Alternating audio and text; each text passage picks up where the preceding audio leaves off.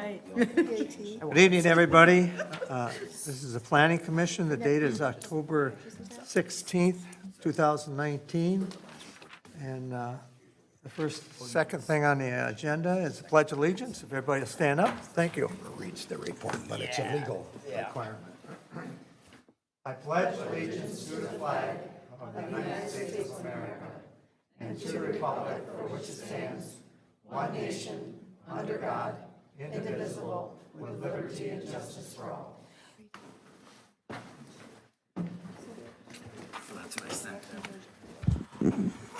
Oh, that's why she was complaining We'll about. go to item 3 on the agenda, and that's the approval of the Planning Commission agenda tonight. So move to approve.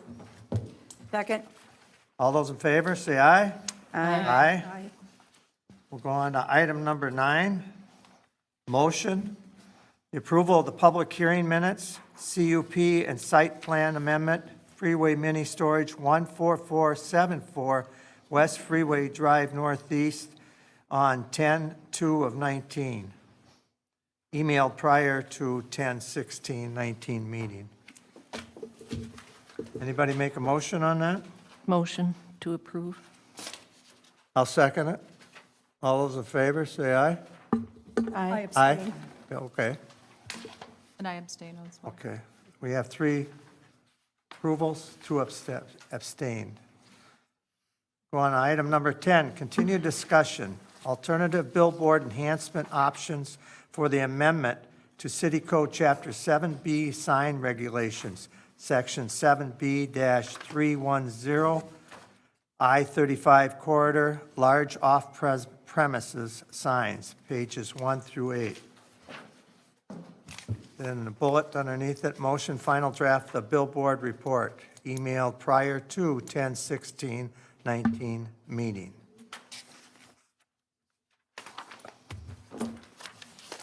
So, we start with Ben, or we start? Yeah.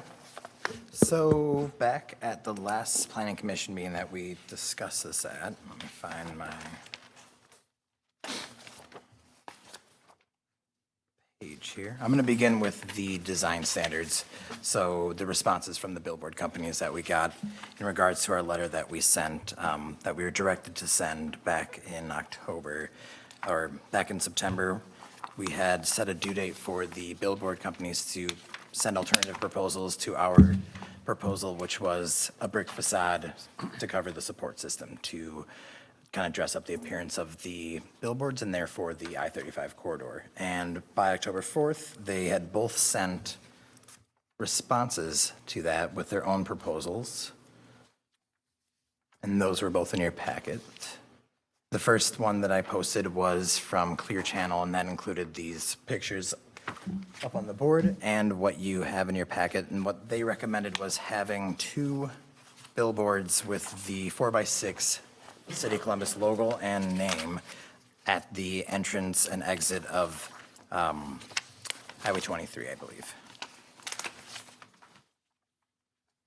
Also reiterating that it is unusual in their opinion that there would be billboards that do have the entire brick facade and or covering of the support system. So that was one of the alternative solutions, was to just put a minimum of 2 signs on the, or address 2 of the billboards, primarily around the entrance and exits.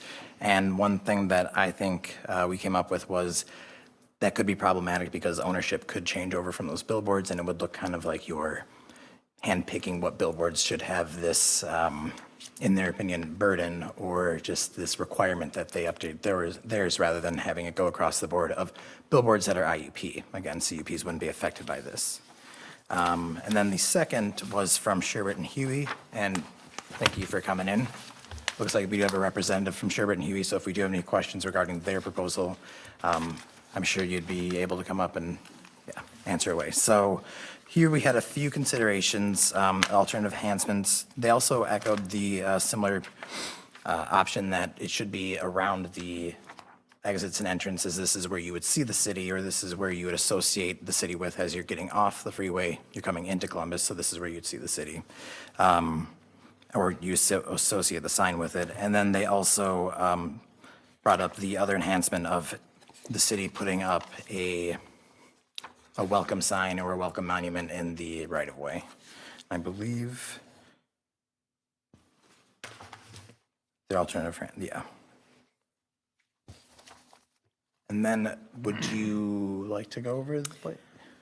So, members of the Planning Commission, when I saw the agenda packet that Ben put together, I said to Ben, I said, you know, this was what the city council asked for. The Planning Commission made the recommendation that they wanted to see some upgrades, as we've seen in other communities where they had some sort of facade on the billboards. And when we looked at the ordinance, you recommended that to the council.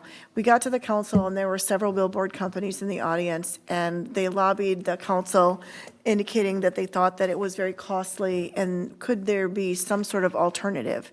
And what the compromise was is, okay, we'll give you 30 days, come up with either a facelift or alternatives in order to amend the language in the code. So what you saw was basically alternate ideas versus alternate ideas for facelift on a billboard.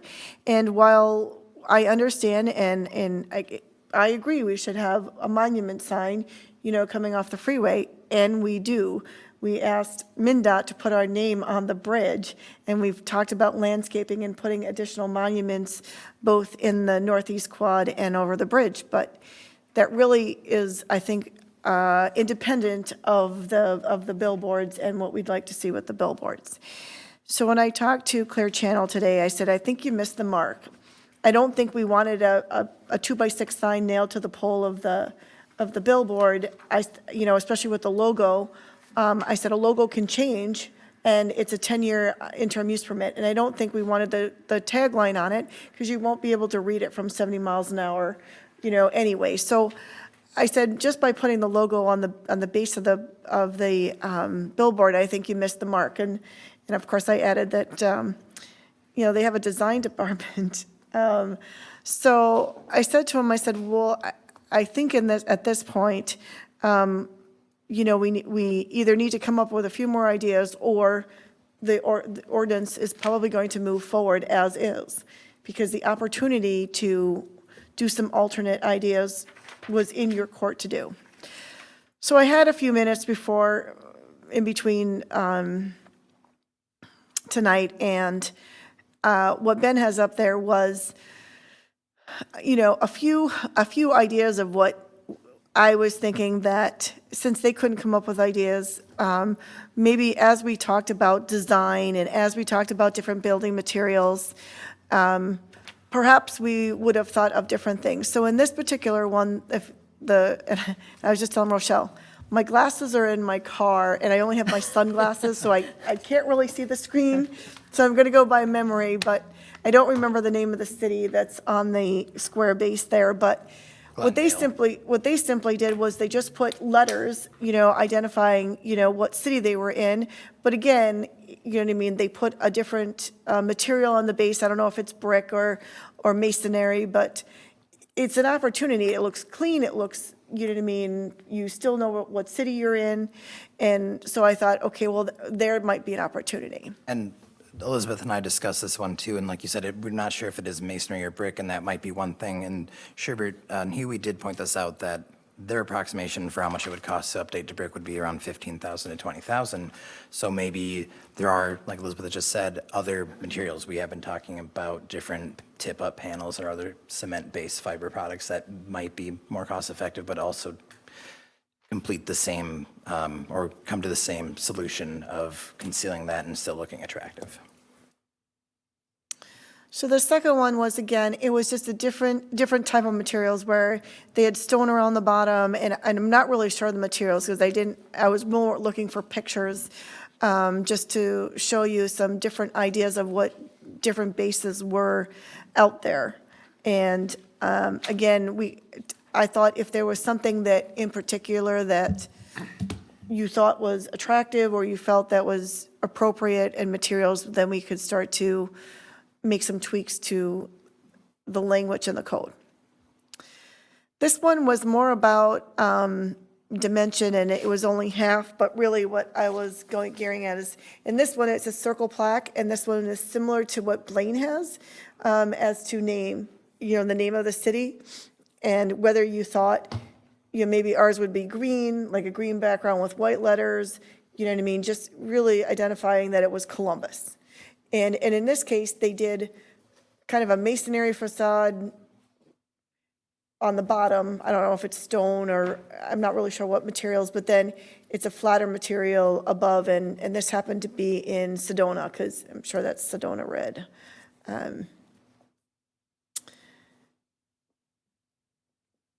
This one, I think it's a brick base, and then it has more of cement material, but it's more like stucco through the tiers, and so it just gave a different dimension of what it would look like. But the colors, I thought were more in line with what we talked about. In this one, Clear Channel, they're the ones who came up with this square dimension on a round pole. And I felt like, well, if we're gonna do a square design, then you really should have a square pole. Because at least here, the square is, do you know what I mean? It looks like it kind of goes on, lime green isn't really the green, but the idea is if you're gonna put a square sign on something, maybe you should have a square pole. And this one, I was just, That's the look. so my point here was, it appears that you could do anything with a pole. So, and here it was part of the billboard design, and on the bottom is an ashtray. And here they did, I'm sure this is just wrapped, this is not painted, but it's supposed to be a fountain. And so my point here is, you can dress it up, you don't have to really cost a lot of money, and, I'm sure when this deteriorates, they put something else on, or they would put something else on. And this one was actually painted.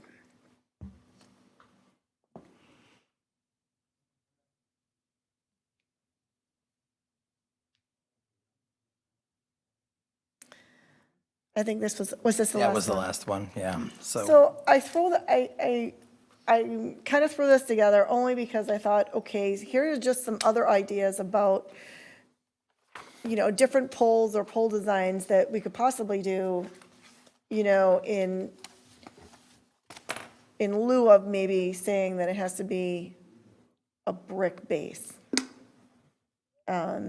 So this was, honestly, this is what I thought Clear Channel was going to do. Give you a couple different ideas, saying, these are the couple different ideas. We prefer this one as opposed to a brick surround. Mr. Chair, can I ask Elizabeth?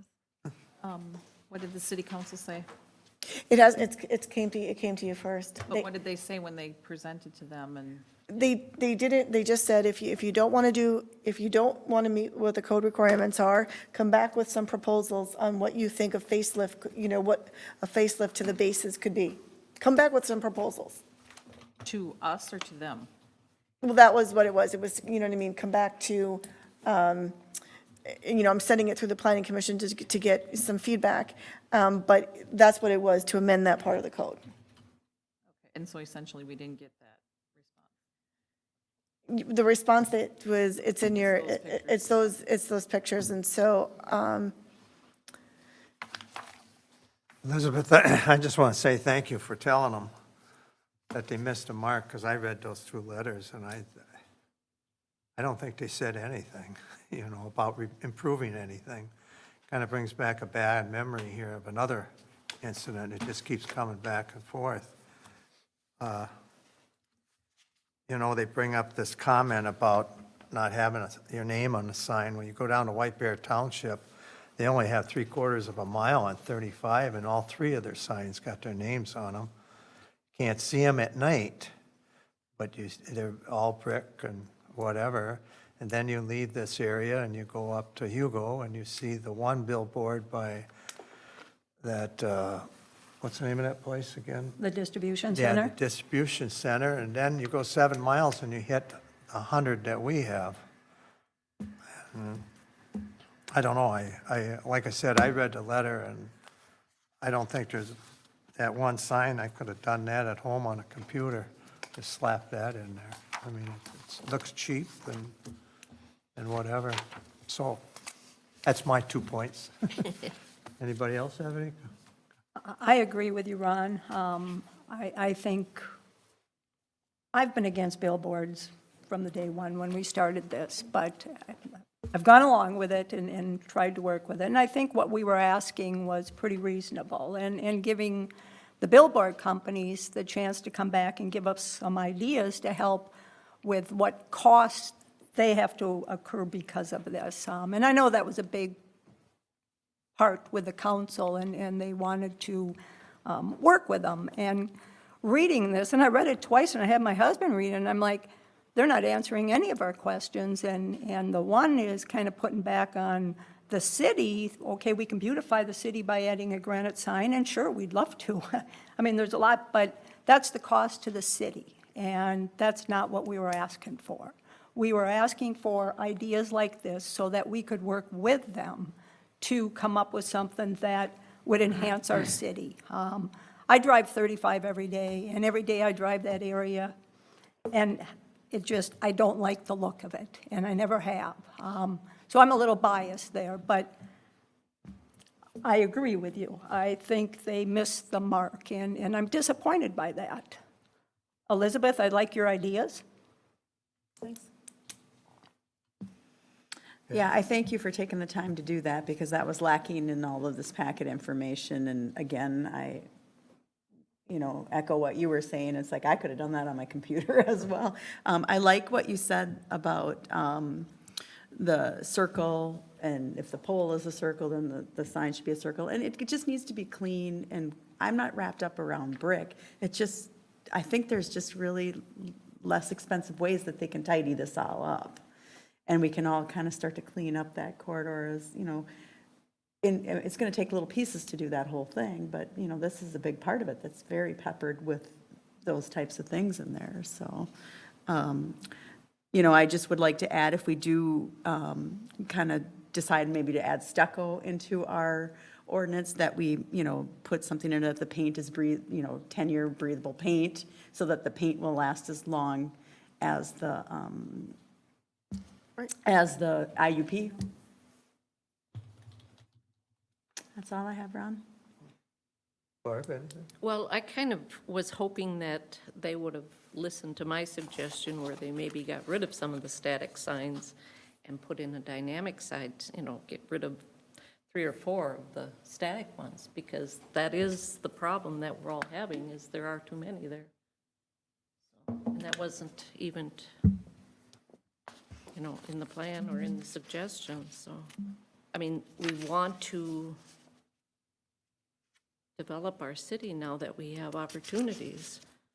And there's an awful lot of billboards there. And I think it would be nice to have a dynamic one and be rid of some of the static ones.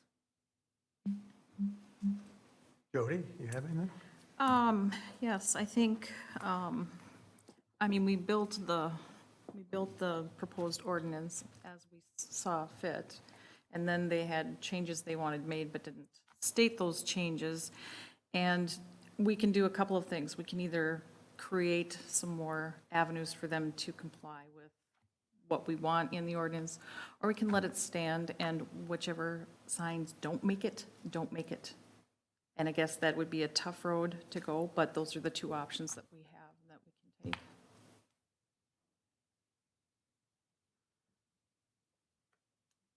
Dean, you got anything to say on this? I'm not leaving you out. Do you want all of them to look similar, or do you want a cigarette and a water fountain? I mean, that's part of the risk, is if you're not very explicit, then it will be different. And I'm not saying that's right or wrong, I'm just asking.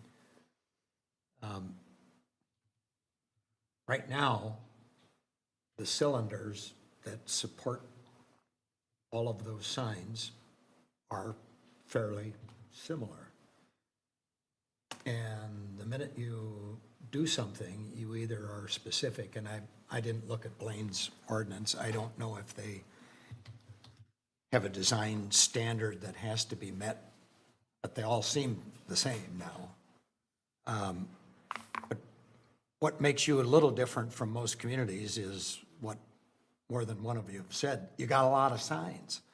And so when you start tinkering with them, do you want them to be different, or do you want them to be similar? Well, personally, I just as soon half of them leave. And maybe if you put the cost to fix them up, they're going to have to make that decision on their own, if it's cost worthy.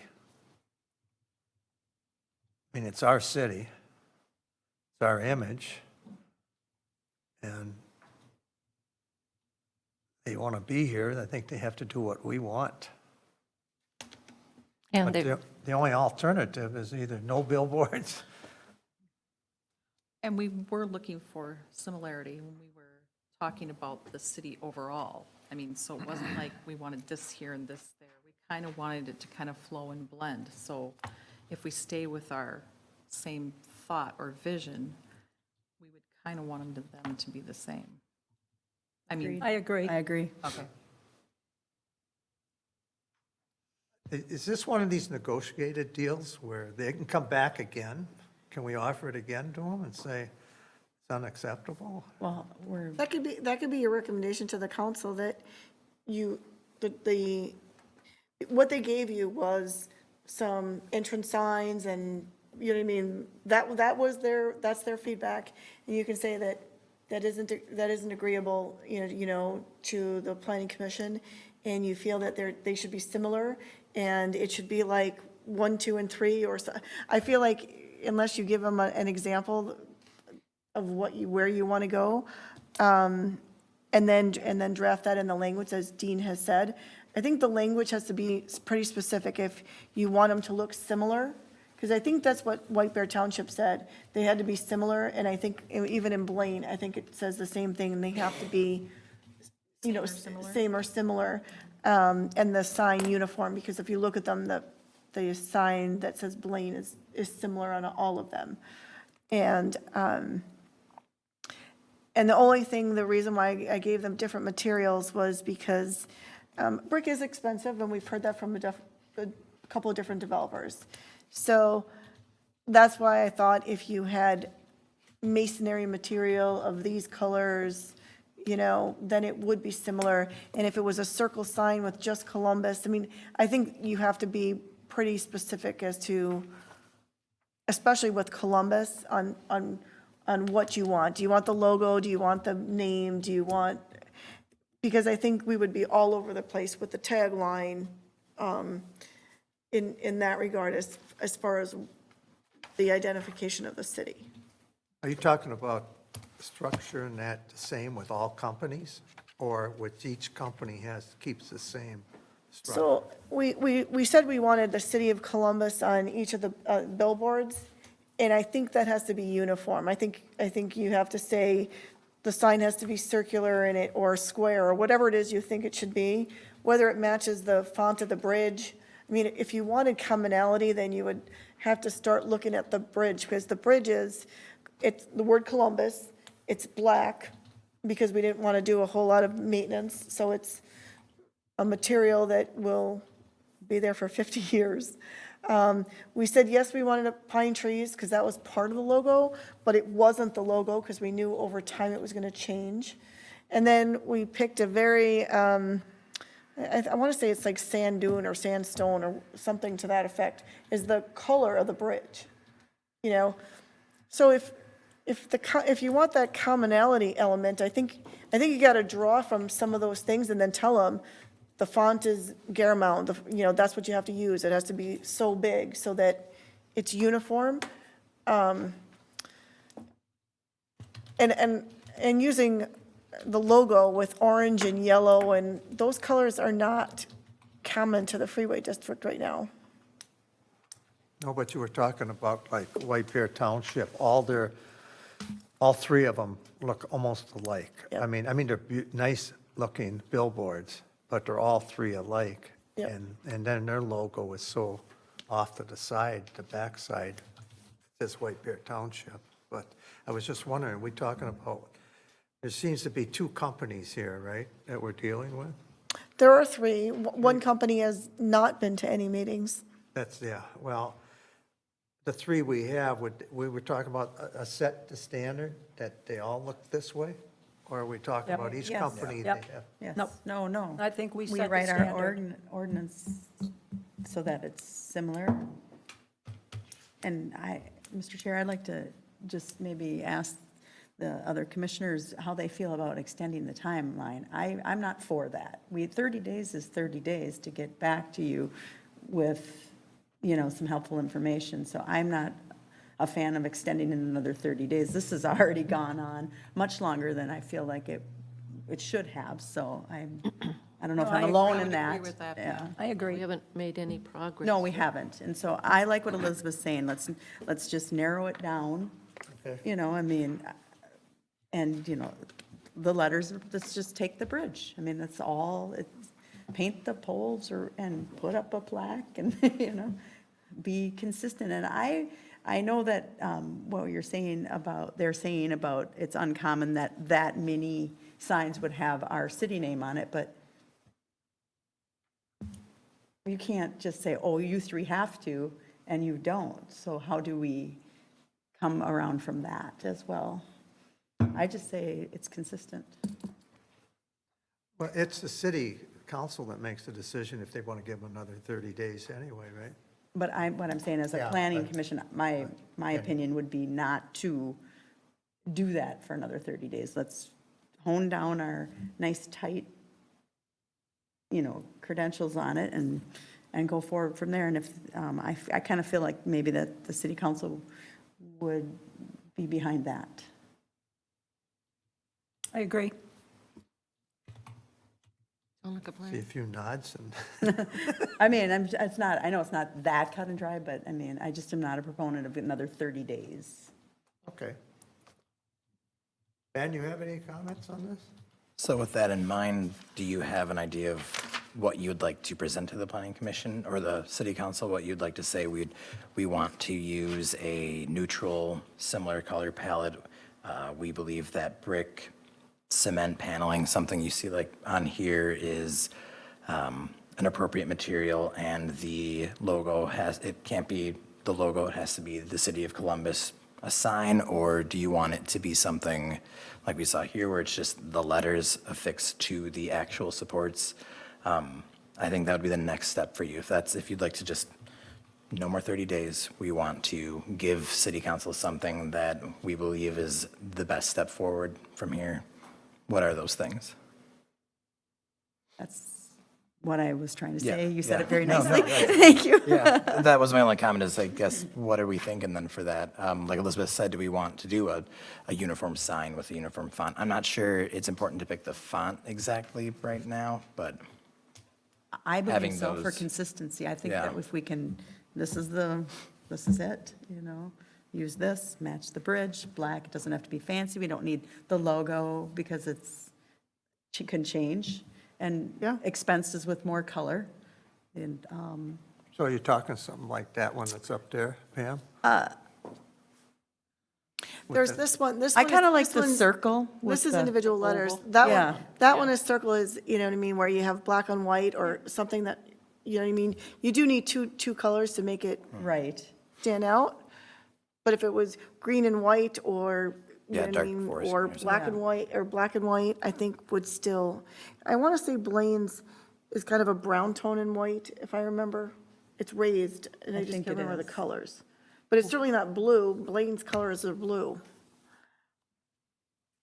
Shouldn't you kind of use the colors that are on the bridge, that Yep. palette? The bridge, we went with black because we didn't want to paint it, and the black is the same as they use in cemeteries, and so it's a very hard, you know what I mean, material for paint, because originally we were thinking of green, and they were like, well, that would actually be paint, and someone would have to go out there and actually paint it.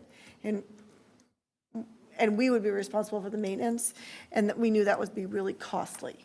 So the life of a bridge is 50 years, and so we picked a 50-year material. I think black with a tan in the back. Sandstone, Yeah. sandstone and the black. Perfect, I think so. Yep. So sandstone and black lettering. And then indicate that if, the base is circular, Do we want consistency, or do we just want it to make it all? So if the base of the pole is a circle, do we want the sign to be a circle? Or do we want to have it painted on? I mean, what do we? Not painted on, right? No. Something that's maintenance-free, right? There we go. I haven't I've not seen, I didn't see any of them painted on, other than you saw the barber shop. Yeah. Otherwise, everything I looked at, picture-wise, it was affixed to. Okay. You know what I mean? It was, A maintenance-free-ish. yeah.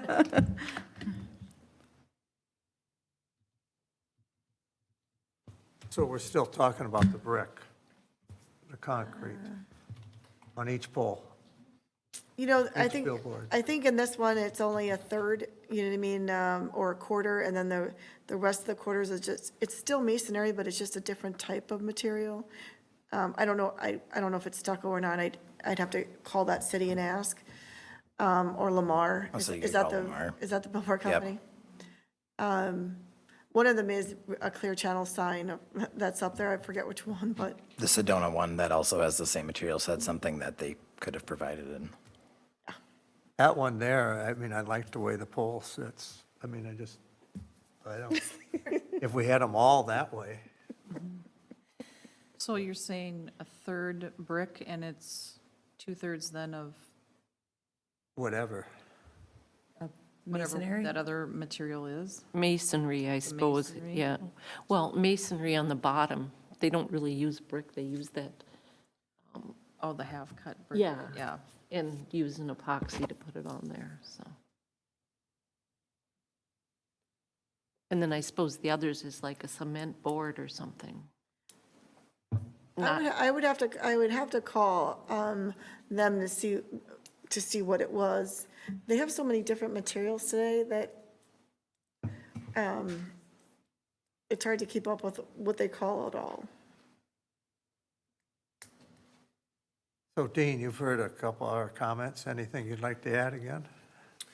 Well, that particular photo is not along a freeway. That looks like a two-lane road, and you might be able to notice brick on the bottom 25%.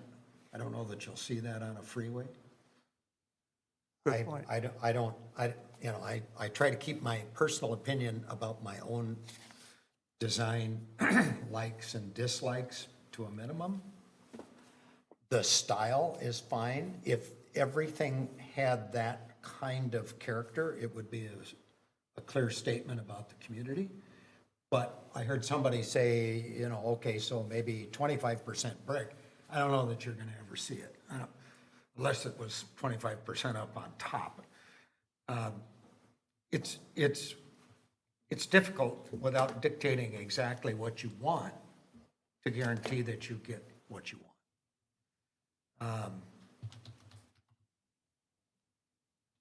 Whether it's brick or whether it's natural stone, they're similar in price. From a labor standpoint, people would rather put brick on because it's uniform, whereas stone is all different shape. It's more expensive in that regard, but it looks better. You can get limestone, which is uniform but doesn't look like brick, which might look more like your bridge. They all have a price tag.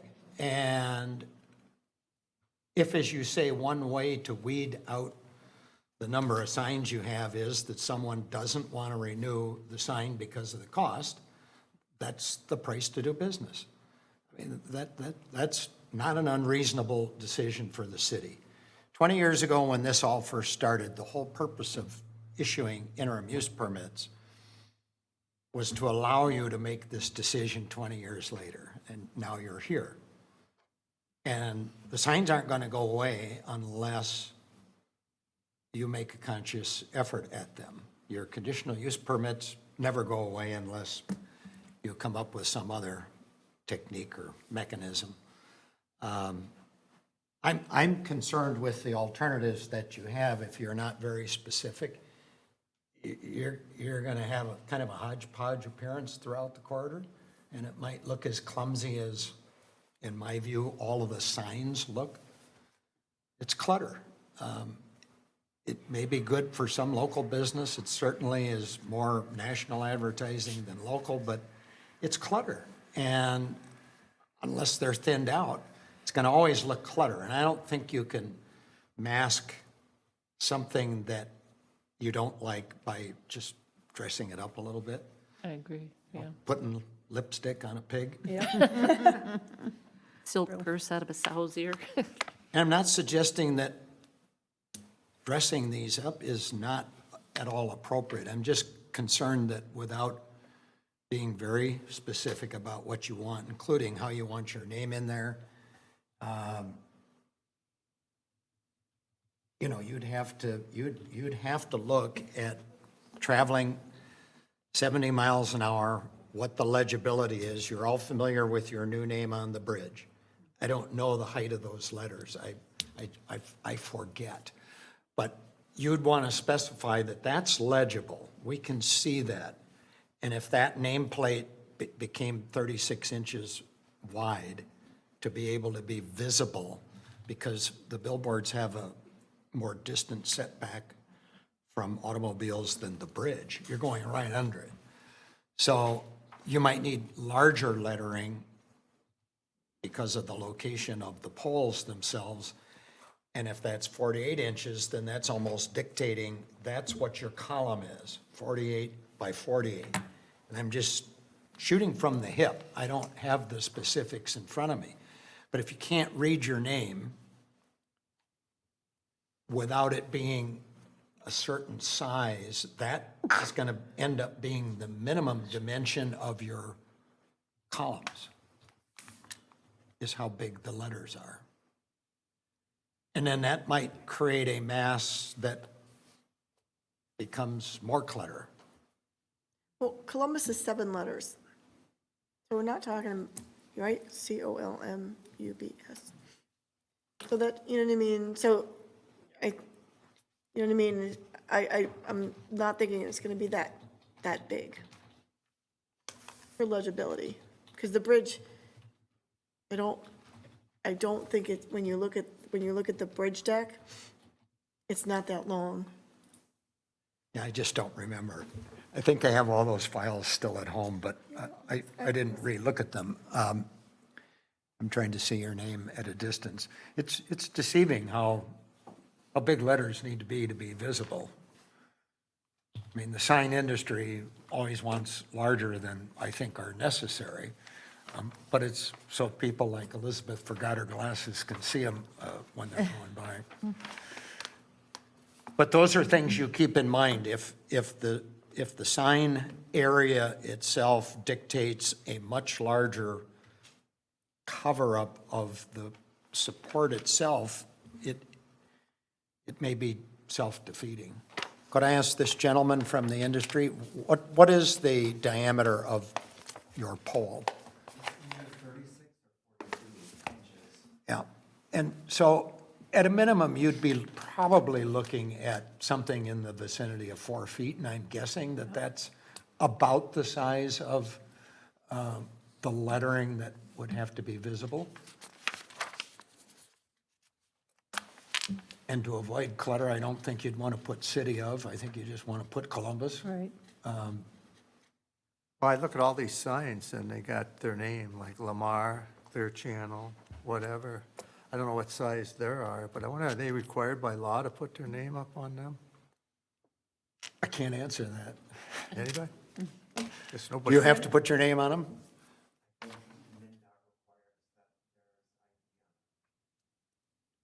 The company name, logo? And I think ours are 48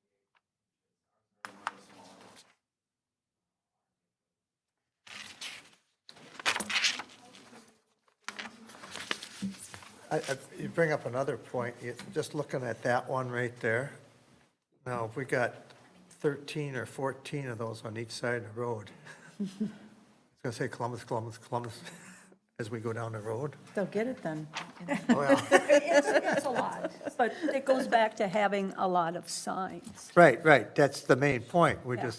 There's too. And how do you say, well, we'll do every other one, or Yeah. you just? You can't. I don't know how you do that. I think you do it by making it cost a lot of money And they can determine on their side if they want to do all 14 of them and spend millions of dollars on it or whatever. I mean, if we're going to have it, we might as well make it look nice. If the perspective is correct here, Elizabeth, the lettering is wider than the semi driving down the road. And there's an SUV on the bridge driving over the name Columbus. It's about the same length, so you're talking 16 to 18 feet wide is the name Columbus on your bridge. And I knew the bridge was, you know what I mean, you're supposed to see it from a distance. I mean, the whole idea was that you could see it. You know, I don't know that they have to, on a billboard, I don't know that it had to be.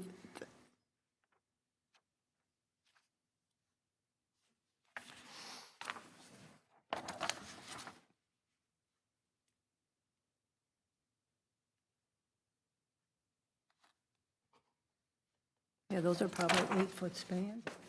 Concrete here, those are probably, what, 8 feet? Since Dean asked a question out there, I'll ask the question about, what does a billboard cost like the one in White Bear Township? Pretty big. Yeah. One like that, but the structure like that is going to be 90 to 120,000 just for the steel part to be bought and installed. And that's not including any of the cladding or any of the extra architectural embellishments. So in a way, if, just roughly saying that Clear Channel probably spent $500,000 on those 3 signs down there, maybe more. Because there's 3 of them, and Well, I think the infrastructure, when the billboards went up, I think they were valued at $20,000 apiece. I don't think anybody's asking to change the infrastructure. I think we're asking them to dress up what's already there. So it wouldn't cost $20,000 to put some dressing on it. Yes, easy. When I got a quote for sign recently, and for the extra option to have that cladding, it was 20,000, and that's not for somebody to put it up. That was just the additional material cost for buying the sign. So And then to put it on site is going to be more than if you would like order it from the factory. So you're saying that the billboard structure is as much as architectural embellishments on a billboard? No, maybe I misunderstood what you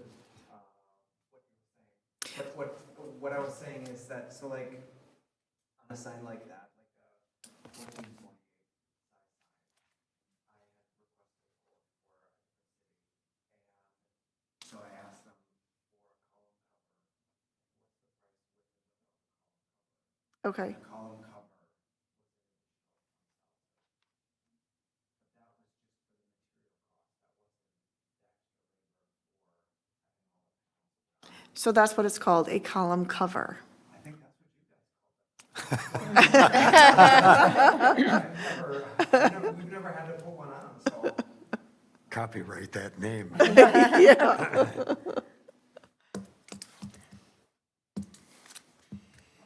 well, you've got 2 in our city, right? Yeah, one on Lake Drive and the one right by Harold's Towing. Yes. I don't know why we call it Harold's Towing, they're not there anymore. Twin Cities Towing now. They should take that sign down. I'm talking about Harold's. Well, where do we go from here?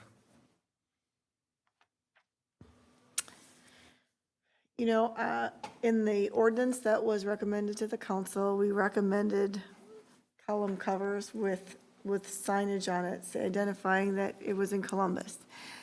We asked for feedback from the billboard companies, and you saw what was in your agenda packet. And I think now it's just a matter of making a recommendation back to the city council and either accepting amendments from the billboard companies, making more defined design guidelines as a recommendation, or let it stand the way it is, the way it was drafted initially?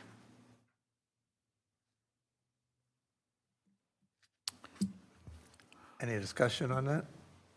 Well, I think what Dean brought up about looking at having maybe it more defined so that we do keep a uniform look is probably something we should do.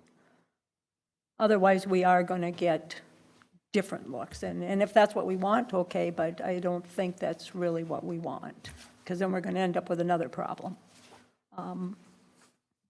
So I think we need to decide, you know, if there's a certain design there we like or look, and come up with specifics of what we want to see. Anybody want to add to Chris's comment?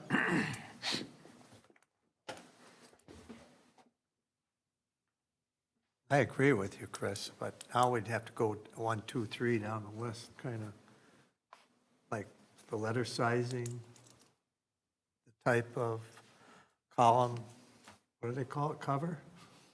Column cover. We'll call it a column cover. We're going to call it a patenting column it. cover right now. We were going to coin it right here. Yes. Well, we already decided we want an oval-shaped sign saying Columbus in black and sandstone, so we got that down, right? So, Font to match the bridge. right. But we're looking at size again. What size are we talking about? The font to be the same size as the bridge? That's a big sign. No. No, you've got to work with your 36 to 42-inch diameter. But you You put a don't want- column cover over that, isn't it going to expand out? Right, it would be at least 48 inches. I agree with you there, or, 5 feet maybe. So you'd have a 4-foot sign? Well, no, that one's just as wide as the column, so you could work with that. That it doesn't go beyond, doesn't extend in any way, that it stays within whatever size it has. Parameter of the sign. Right, yeah. Well, and I think if we do an oval one, giving it a little space on each Like that edge would look a little nicer. Like that one, see, Yes. they don't do it all the way to Right. the. But do you, all right, now, so do you have it so far down from the sign? Or do we have to write that into it? How high the sign Columbus has to be? Otherwise, you might have it sitting 2 feet up. Yeah, all the way. Yes, I would think we'd want to, Be a quarter from the top or 3/4 from the bottom, so that's visible. I mean, you're talking freeway. People are aware, what's the sight line? I don't know that. I mean, I don't pretend to know how to build a sign. Do you know the height of the pole? Do we? I know it's 26 feet from the ground to the lower end. Okay, so that's 26 feet. So then we can kind of use that. I mean, it doesn't have to be exact if it's 28 feet and, No, the top, I believe the lower end of the sign is at 26 feet, and then it goes up to 54 feet. I'm pretty sure that's the dimensions, although, it's very specific in the code because they're all uniform height. You go down, you don't have a billboard. Right, yeah, you they're know, all the like same. this. They're all uniform heights. so don't you think it would be better to have the name up a little higher so that you can read it rather than down lower? Yes. So at a quarter of it would be 4 feet down, approximately 4 feet.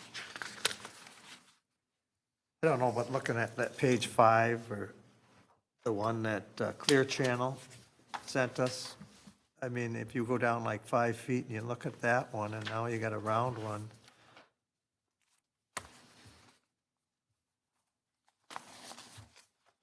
And that's in a southbound lane, just leaving our city or heading down that way. We're back to that same thing, Chris. I know we got the problem. There's too many billboards. We're gonna have Columbus written all over the place.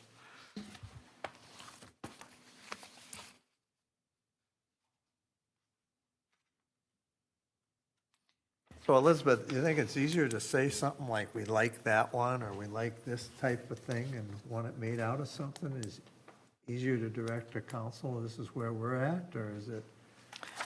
I think point, you know what I mean, looking at the sign design, if there's something that you dislike, and it's definitely a no, and things that you do like, I think that's easier to write design criteria, because I think we'd have to look a little bit more into size lettering, and should it be at 5 feet, and, you know what I mean, dimensions wise, because those things I am unfamiliar with. I do know that I think in Blaine, it's the exact same, you know what I mean, placement. So we could just ask Clear Channel, where, you know, when it's uniform, generally where is it? Because you do want it to look proportional and straight. Right.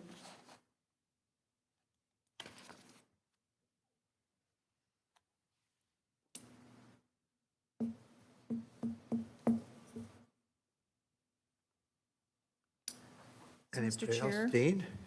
It looked like, Maybe a silly question. I see a ladder on the one picture. So in instances where they've got brick or something surrounding these, is one side open so that you maintain a ladder? Or does the ladder become reattached to the outside of the cover?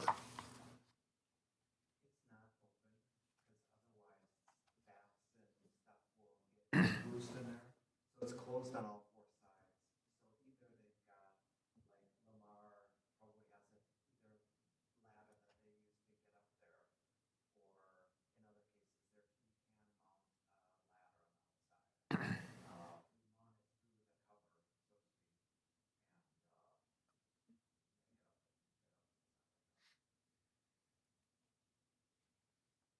so that, like that one right up there, there's probably a ladder on the other side that we're not seeing? I wouldn't think so. I would want, I would think they'd probably get there by a bucket truck.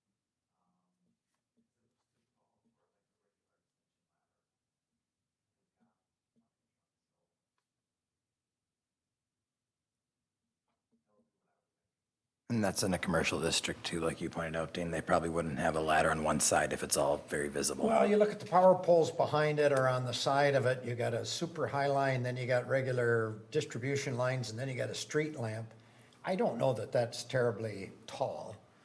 I don't know that that's much different from your signs, but you know, whether it's a ladder or a bucket truck, I don't think that's a serious issue. I was just curious. Jody, you said you had something, or you were about to say? Well, I was just looking on page 20 in our handout here, under design requirements number 2A. Do we want something like that utilized? Where it says that the architectural treatment would be approved by the city, primarily consisting of, we would list the materials that we would allow to be used.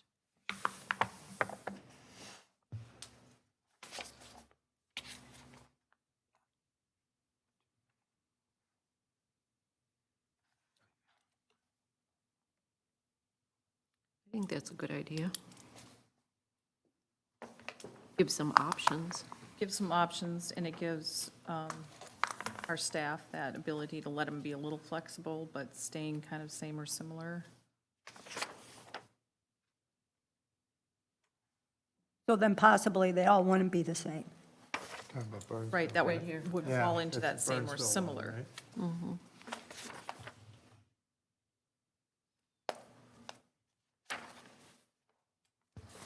It would give them a place to start. It would. Yeah. And it could very well be, and I'd have to ask Elizabeth on this, Mr. Chair, but that if one company came in with a design standard for, you know, meeting the same or similar, using the same, they might alter it in a way, but they'll use all the same products? Or are we really looking at the same visual type of standard covering? I guess that's what we have to decide. Do we want a standard covering where we say X amount of this, X amount of that? I think we should. Or you think we should go to that degree? Okay. Yeah, I do Okay. too. And then we could still look at these products as possibilities. you know, if we say, you know, X amount of, Yeah, they've got the masonry panels there, which is, or stucco panels, you can get those too. And then they do have the stone, if we wanted part of it in the stone. right, or brick, Right. something. I think that's good. It kind of gives a starting place.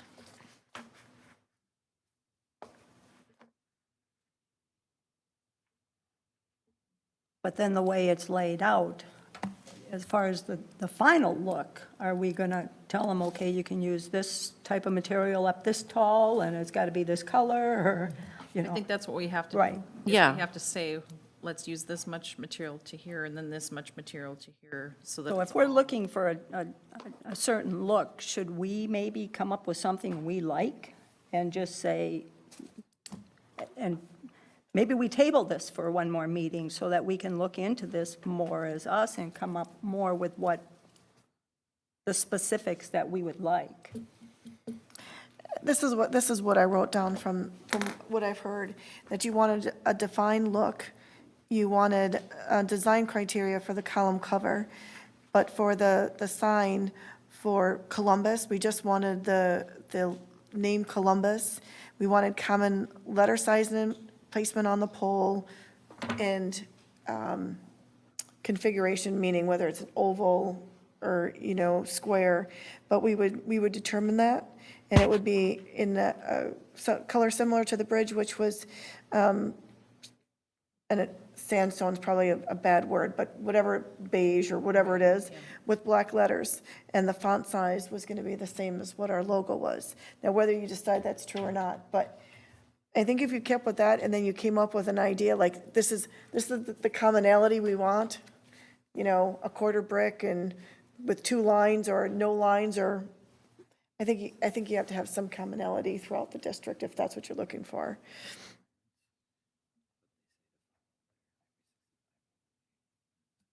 Is there, maybe Ben, can you flip those pictures a little more? Go back again. Or back, there's only 4 of them, right? The other ones There's actually are- 8. Yeah, the other ones are where you start going into the wrapped poles or the cigarette ashtray. we don't want that. Gee, why not? Hey, Ben, you forgot the waterfall, come on now. I can keep going, there's that too, that's the wrap, yeah. Then the barber shop.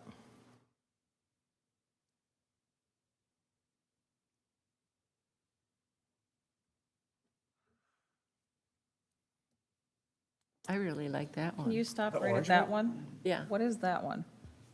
This That's one, all brick. Yeah. It's all brick? yeah. Up to the, yeah.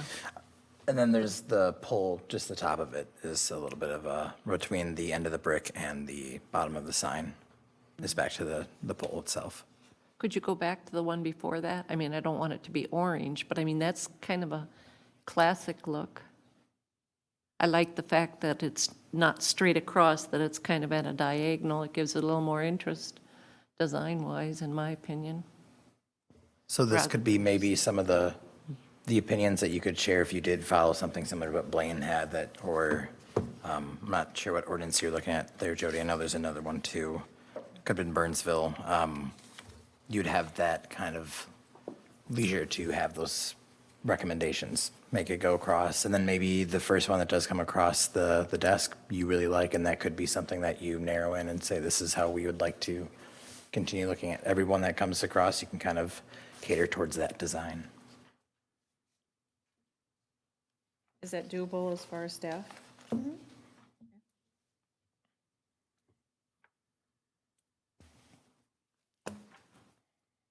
No, Mayor.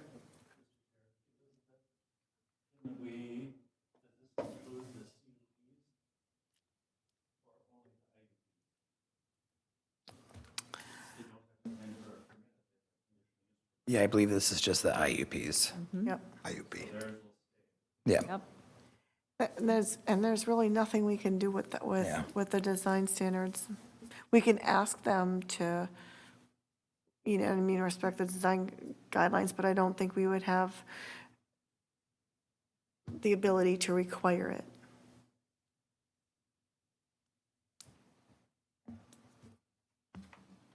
I have talked to Clear Channel though, because the CUPs, they're brown.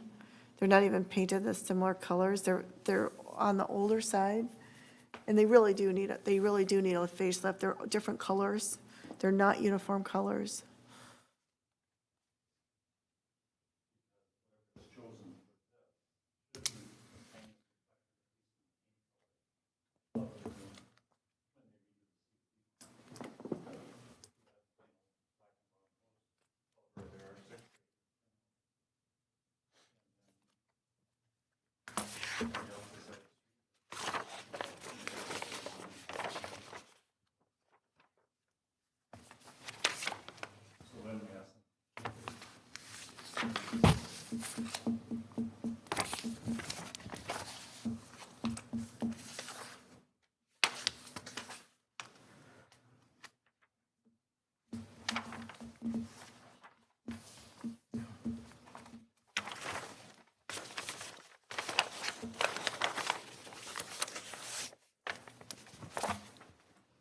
So what's everyone thinking?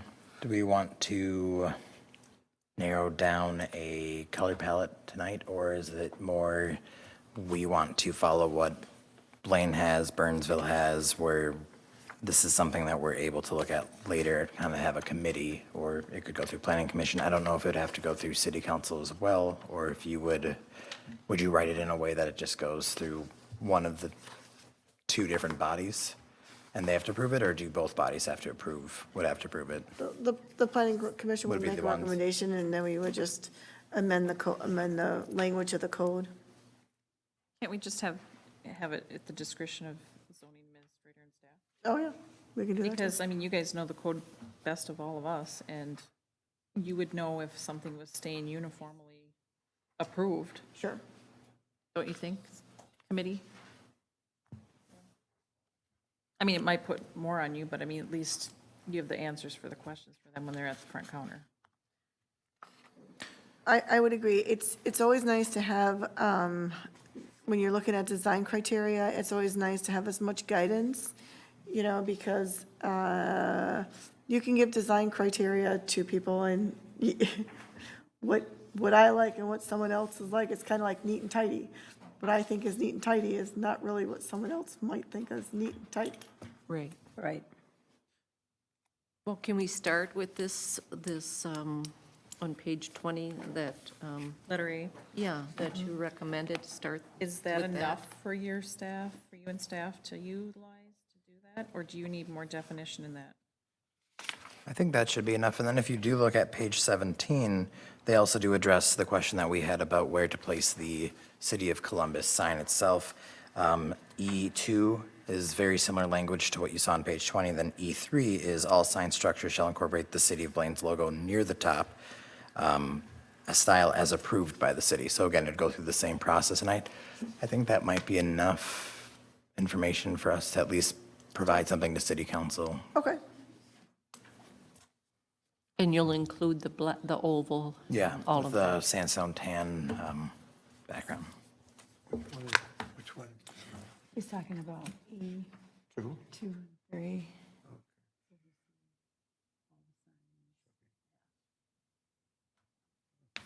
Good.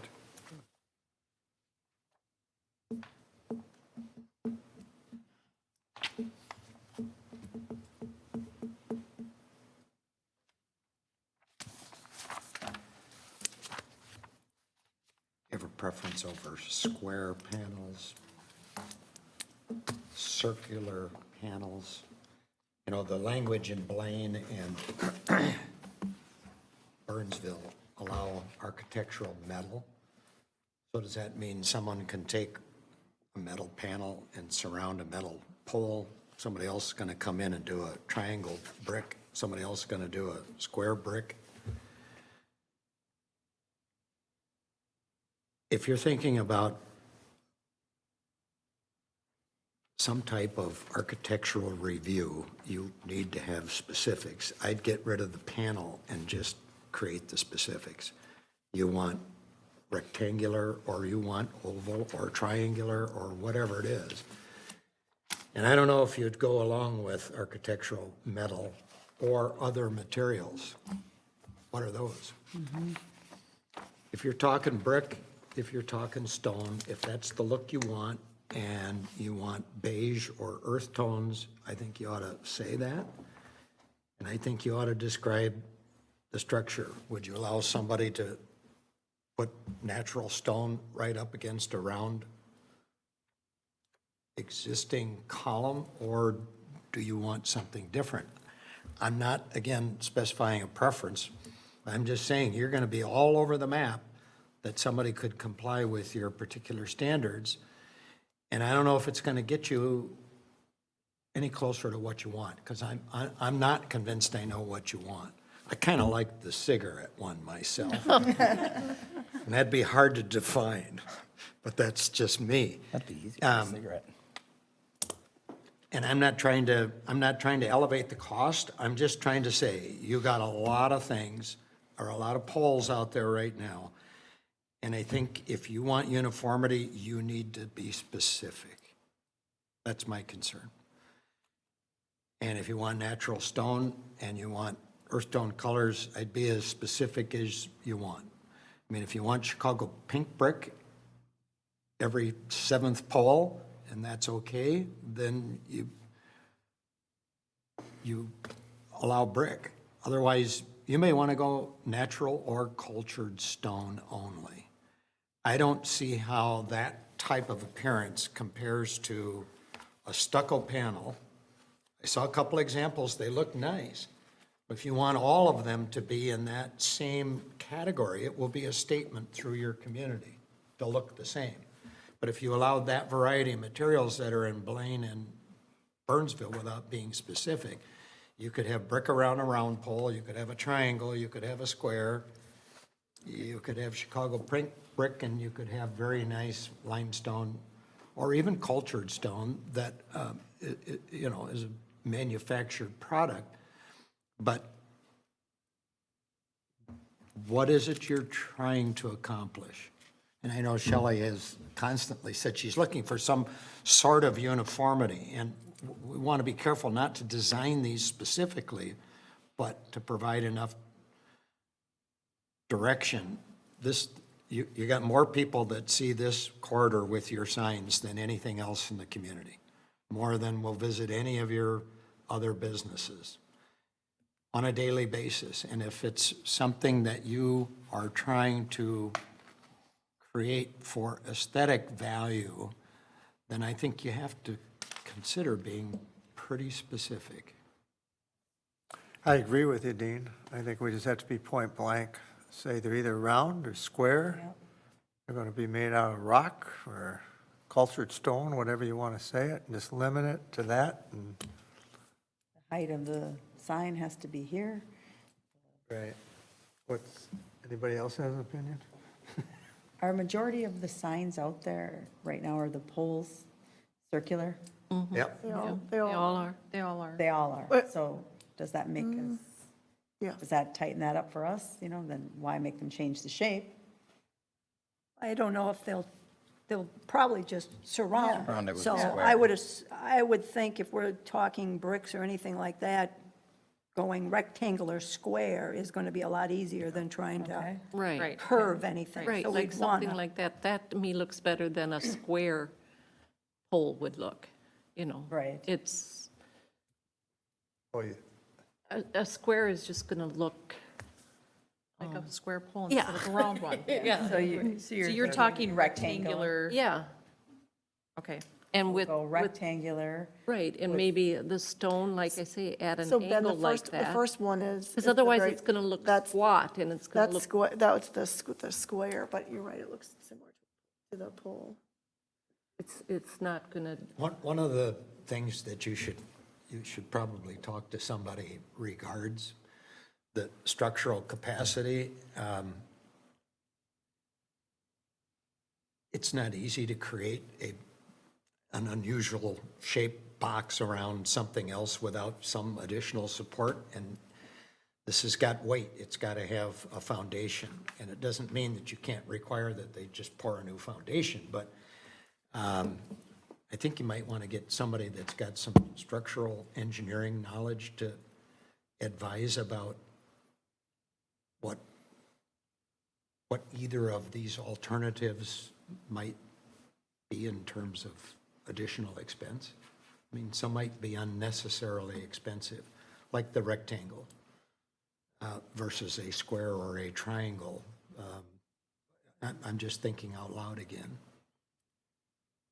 And that's not my area of expertise. Not mine either. Well, I think we're pushed to the, I think we agree on one thing, though, that we'd like to, everything uniform. I mean, Consistency. consistency. We're not trying to, make the cost astronomical. But if it is, it is. Well, What would we do? Would we consult? Is there somebody we can consult for some help here that makes sure that what we're trying to propose here is realistic? I suspect somebody in the city engineer's office is a structural engineer and could reasonably answer a question. I just know in my home that I just built, part of my foundation needed to stick out 4 inches in order to put stone on it to carry the weight, and my maximum height's 12 feet. You're talking 26 feet minimum ground clearance, is that what we require? I'm pretty sure that's what it is, yeah. So there's a structural component. I mean, there's a weight issue. It isn't just like fastening cardboard around this. And Right. it'll stay. And so it'd be nice to have somebody give us some indication that, the simplest thing for uniformity would be to use the type of structure that's there, and that becomes circular. Or it's not a stretch to go in a triangle, or it's not a stretch to go a square, but maybe an unusually shaped rectangle like that is an extraordinary burden. I don't know. I'm just saying, we're not trying to be unreasonable. But I don't think we want to be flippant if we don't know what the implications are. So could we get that information and add to it what the consistency factor? And then maybe. I'll move- talk to Dennis to see if they have a structural engineer who can, Just kind of give us an Who idea knows we're that- barking up the right tree here. Yep. And then move that forward to them that, consistency, color. We don't want a whole bunch of options on masonry. Just well, that's- say in this, like I like the sandstone, the beige, and, consistency on the circle or of the sign along with the lettering. Would that be enough to? yep, I think so. And then again, like whoever comes across the desk first with a design standard is going to make life a little bit easier for us to look and say, nope, or, that's not what the vision is here. Because when do we have these coming? Is it this time next year? February. February, yeah. We're It'll be closing in, I mean. So that's why I don't really feel that 30 more days of delay. We need to be realistic here or you're going to have a nightmare. We don't want you to have a nightmare. Well, yeah. We'll all be sitting here talking about billboards. I know. This is the 12 months is February? For the moratorium or when the new ones come in? I'm sorry? They have to So the moratorium ends this month, you know what I mean, which is why we have the final report. But the permits end starting next year in 2020. Yep. And there's a lot of them. Okay, so it's not the moratorium deadline, it's a practical deadline when your permits are up. That's fine. You've got time. Easy to say. I got to ask a question back out in the audience there. The footings that they put on yours over there by Twin Cities Towing, that isn't just like a round footing, isn't it like a big square footing?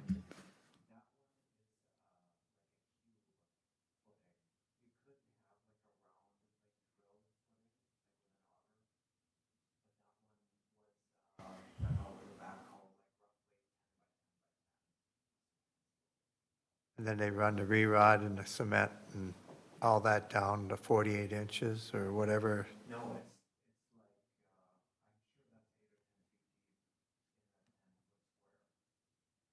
So something like that wouldn't be that hard to build a brick, because you have your footings already there, because it would be in your pole. No, I didn't, what I just made a note to call the people who designed that and ask them the question of when you add, when you make the sign bigger, like with the column cover, like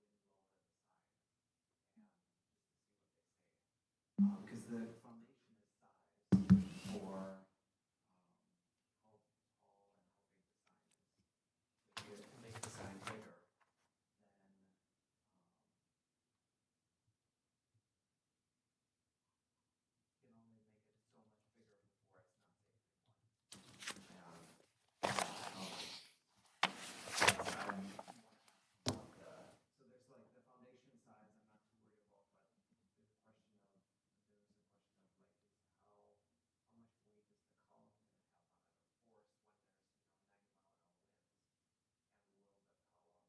90-mile-an-hour winds? And will the column, is the column made for that? I was just wondering, like, they got so many out there sitting in wetlands, I just wondered, they had to have a pretty good footing on that, or else the mucker would just 90 miles an hour would blow it right over. When you've got a sign that's, or anything that's in like loose soil, you normally get like a soil test done. They'll drill a hole and they'll take a soil sample and then they'll test that and see what pressure. And that will determine how big your foundation is.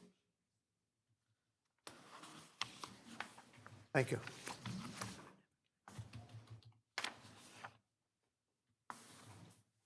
We must be somewhere. Yeah, I know, it's 8:20 already. So what do we have to do here, Elizabeth? Send a motion? If you're ready to make a recommendation to the council, then you would make a recommendation. If you don't think you're ready to make a recommendation and you need, 2 more weeks, we'll bring back language, we'll bring back more information to you. In the meantime, if you still want to look around to see what else is there or what you think looks good, then I would say there's no reason that we can't take 2 more weeks. I mean, there's no one here, there's no application waiting. Right. Okay. I agree. How many agree on 2 more weeks? I do. I don't think I do. I don't think we we should got- rush It would this. be a waste of time to make a recommendation right now. Right. We In need between more meetings. facts, especially with the structure. Right. Is that enough? 5 of us just saying, okay? Yep. 2 more weeks?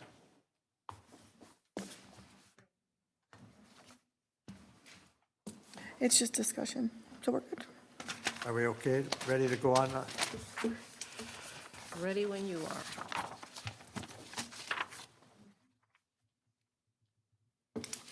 Right, so I don't mess up here.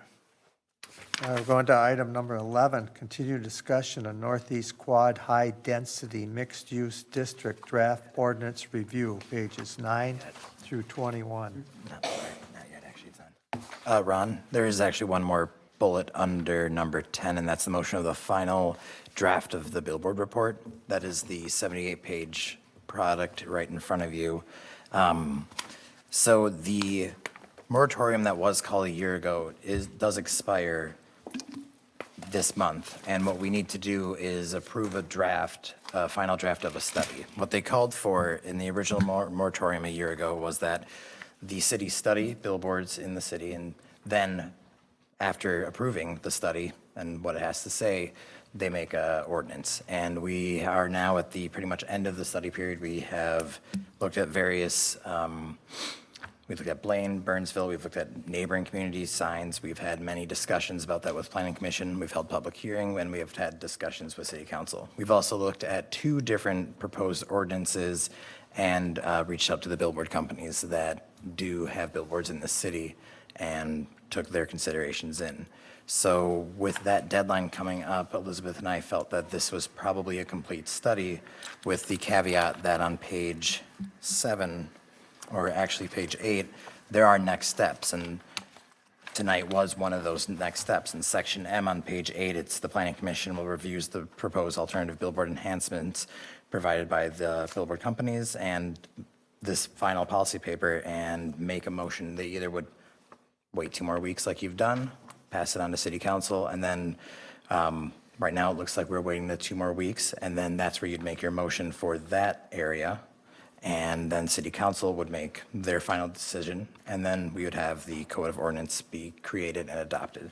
So what we need to do now is decide whether or not we want to accept this final billboard study as the final draft, and then what would come next is just the further discussion, looking at the design requirements and creating the billboard ordinance.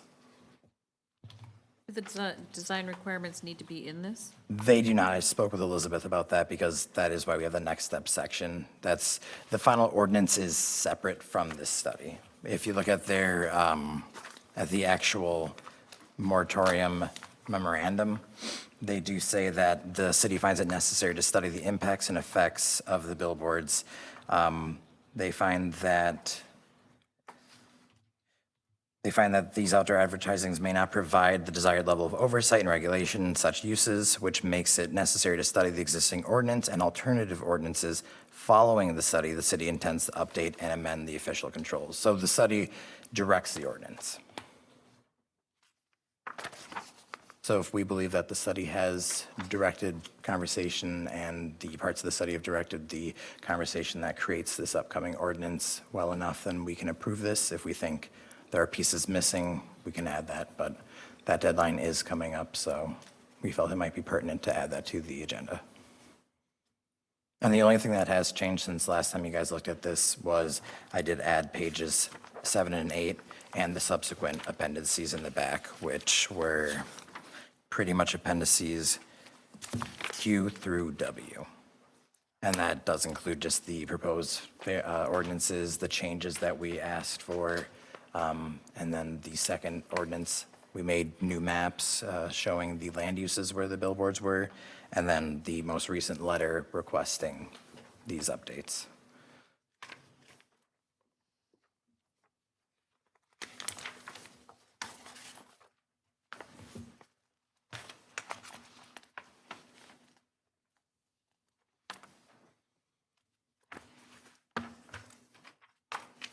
Mr. Chair, I make a motion Yes, go ahead, Jody. that we, the planning commission, would send forward to the city council the final draft of the billboard report in its entirety with the appendices for recommendation of approval. I'll second that. Anybody have any discussion on it? Or and then motion? No? Nope. Having it second, so take a vote. All those in favor say aye. Aye. Those opposed? Hearing none? Thank you, Ben. Yeah, no, thank you. Now you're good to go to number 11. That was all for me. Do I have to repeat that, number 11, Rochelle? Nope, okay. So we're going to have a discussion on the Northeast Quad High Density Mixed Use.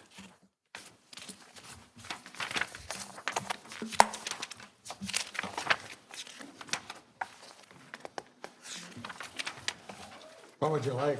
Well, you can start off, how's that? Well, we did a walkthrough of this draft ordinance the last time. This creates, in what used to be the suburban residential zoning district category, which was 7A 750 through 759, we're eliminating suburban residential and we're cramming the mixed-use residential commercial districts within. And specifically in this section of the ordinance, we would be establishing the medium-density mixed-use district and then the high density. You have two high-density areas that are designated in the comprehensive plan. One regards the detached senior homes south of the racetrack and the northeast quad of the interchange area. And you have a medium-density residential district that straddles Lake Drive west of Zurich Avenue. There's another section at the end of this, which is located within the commercial industrial district, where we had a couple of extra vacant slots available, where we created low-density residential mixed use. So that's on the 10th page of this draft ordinance. As I mentioned at the last meeting, I have not had any discussion with anyone regarding the low-density mixed uses. And I'm not certain what you set out to accomplish in that. The comprehensive plan limits it to 3 units per acre, so we're talking about some sort of attached housing in all likelihood. In this case, it's attached grandos, there'll be grandos. Grando. We got a new word again. Because they're a much bigger garage than condo. So this is an area without public utilities, so you'd be looking at some sort of different provision with a private system serving more than 1 unit, which we don't do anywhere else in the community. There are some placeholders or references to, utility capability, and that's yet to be determined. That would be referencing some other additional things. But it does attempt to describe these are attached dwellings, whether they're duplexes or some sort of townhome, not exceeding 3 units per acre. And those particular standards always imply a 0 lot line on some portion of the building where you've got units joined, whether they're in a row or in a cross pattern where you might have like a typical quad with 4 common walls running down through the middle of the building, or a row home, they're just side by side next to the units, or a duplex, just one 0 lot line or common wall. So those references are in there. Again, I knew little about the direction, what was intended to be accomplished, other than at some point in time within 9 months after adopting the comprehensive plan, we have to implement the new provisions of the comp plan. And so we have no low-density ordinance or standard, whether identified zoning districts or the district standards, nor do we have any existing provisions for mixed-use medium density or mixed-use high density. And so that's just a quick summary of the entire ordinance. In general, in the medium density, we have an option for several different types of units. Conceivably, you could have the detached single-family homes that are part of a managed senior citizen development, similar to what we've done. Those are 5,000 square foot lot areas.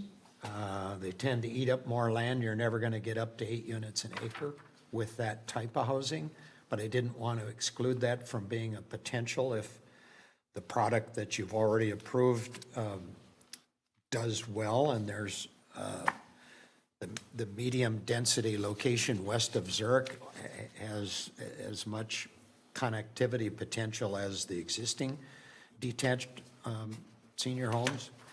It also includes attached dwellings, and again, these could be duplexes or row homes or traditional townhomes. One change, and by the way, I'll just back up. I essentially used all of the existing standards that we have in the ordinance now pertaining to the senior citizen detached dwellings. On the attached dwellings, we previously had a limit of 4 units per building, and that was based upon the density limitation in the existing ordinance, which was essentially 3 units per acre in the urban area, which isn't realistic. I know several planning commissioners, the mayor, when he used to be a planning commissioner, discussed why no one was building townhomes in Columbus, and it was our density limitation. You've bumped that minimum up to 8 units per acre, and your maximum is 16. You don't see 16 units an acre with attached units. You really only see those in apartment buildings. So I increased the maximum number of units per building from 4 to 8. That's not a magic number. It could be different. You don't see it very often getting over that with townhomes. It gets a little unruly. They get lengthy. There are some additional fire code requirements based on how long building gets. 8 is a common number, but I've seen 10-unit buildings. I've seen 12-unit buildings. So again, that's not a magic number. I simply changed that from the previous standard that was already in the ordinance. The garage requirements and things of that nature, setback dimensions were essentially the same that are already in the ordinance. So the new category is on my page 4 of the 13-page ordinance. I don't know how yours is numbered, but it's multiple family dwellings. So again, we're still within the medium density category. And so this is a new type of unit, a new density, new everything. And so we reference in here, the maximum density is 16 units per acre. In the attached units, we don't put a density limit on it. The nature of the type of building, being row homes, townhomes, generally you get 6, maybe 8 units max per acre. And our threshold in the comp plan says this district allows 8 to 16 units per acre. That's our goal. And so these standards are intended in the zoning district to be capable of implementing the comp plan. So I want to take one step back. Yep. So the planning commission at this point has only talked about high-density mixed use. Yep. We have only talked about that.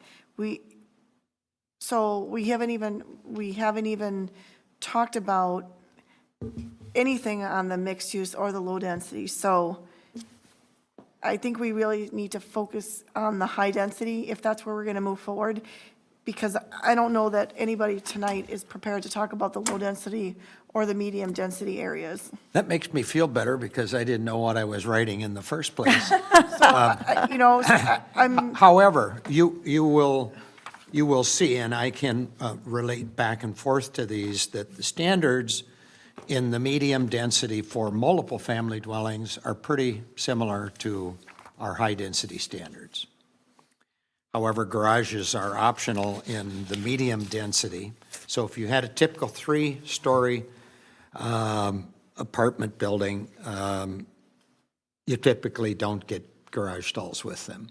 If you do, they're, but I don't even know whether the planning commission wants apartment buildings in the medium density area. you can't get 16 units an acre unless you allow apartments. That's what your comp plan says. So Okay. let me back up, and I'll just say when structuring this, and yes, I started with all of you on the high density, but I had to find a place within your existing ordinance to put 3 different mixed-use districts in. And so the majority of my thought process was actually formatting rather than getting caught up in the details. And I did it backwards. I started with the high density. I knew which numbering sequence would fit within your ordinance. But But after establishing those standards, I went backwards. I reused your detached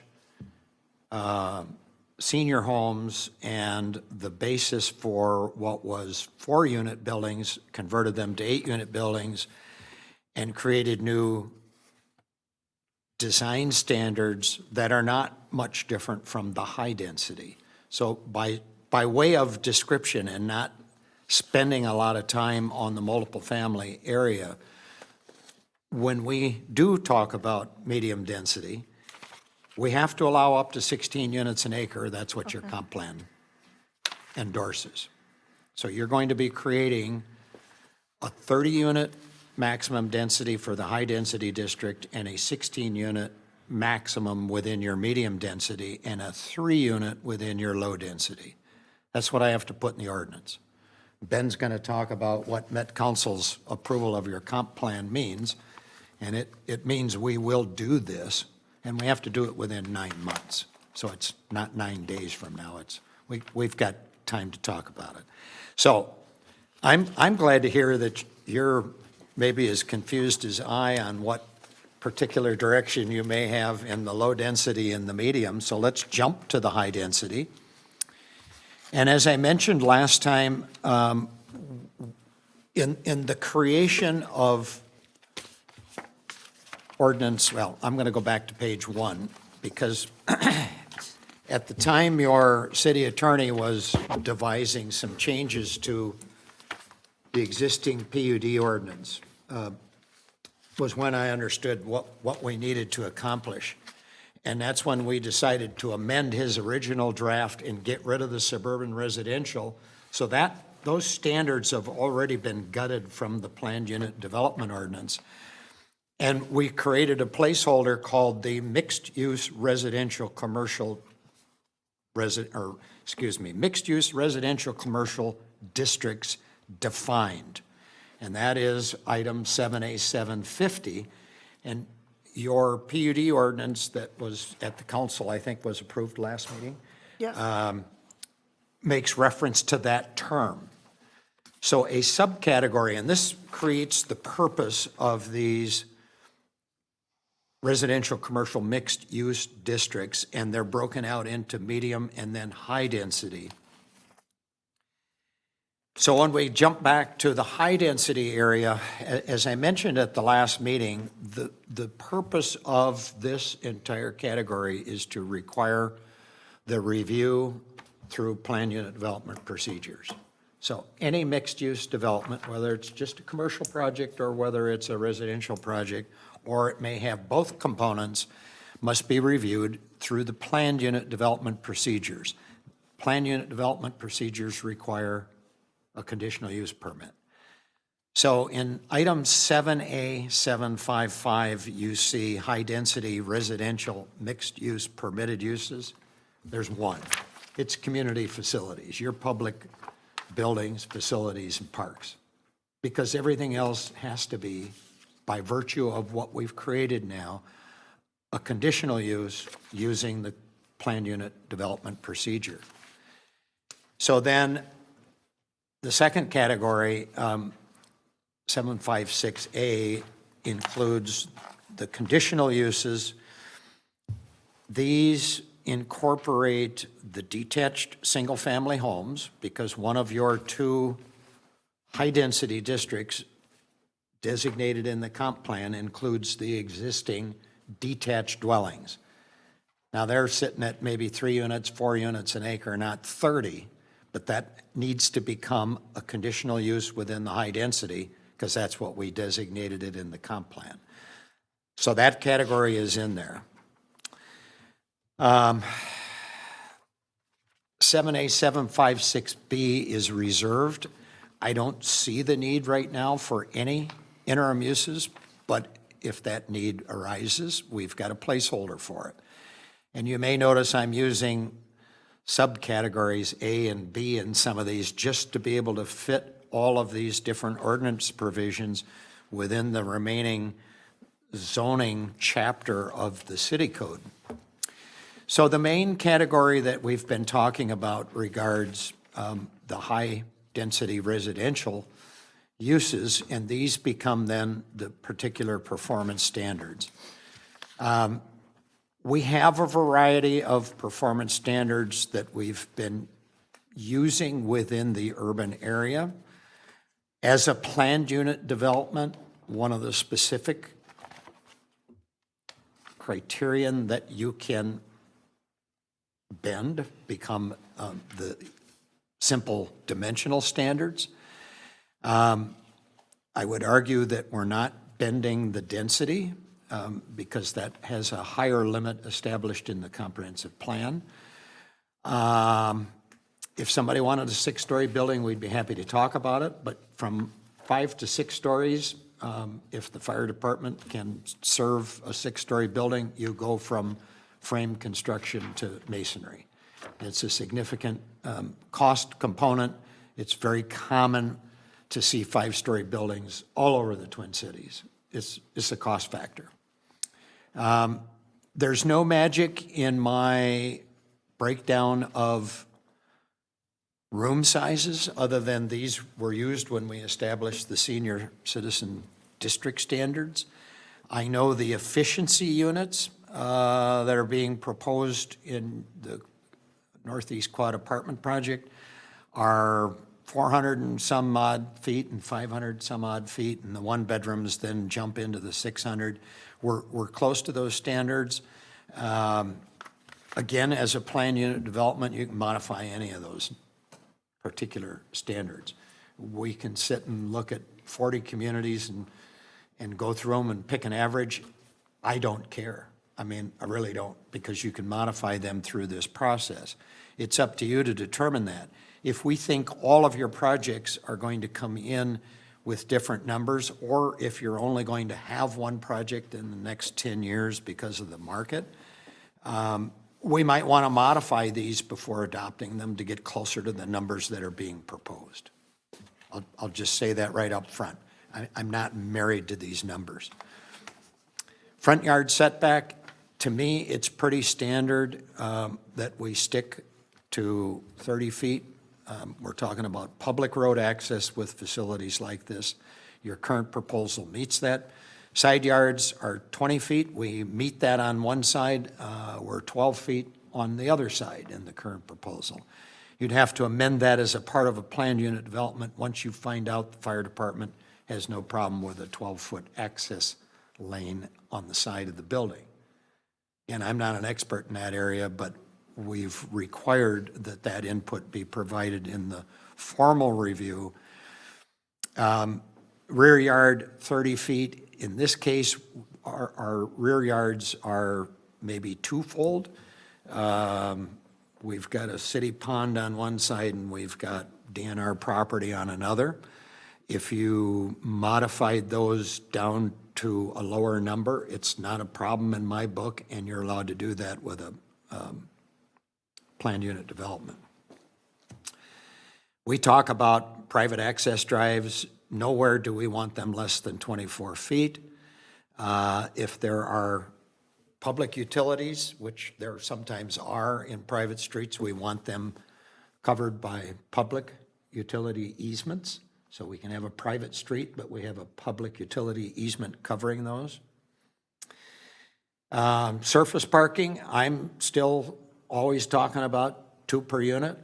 The proposal you originally had and the modified proposal, which I'm reviewing now, is making arguments and showing us multiple cities that require less than 2 stalls per unit.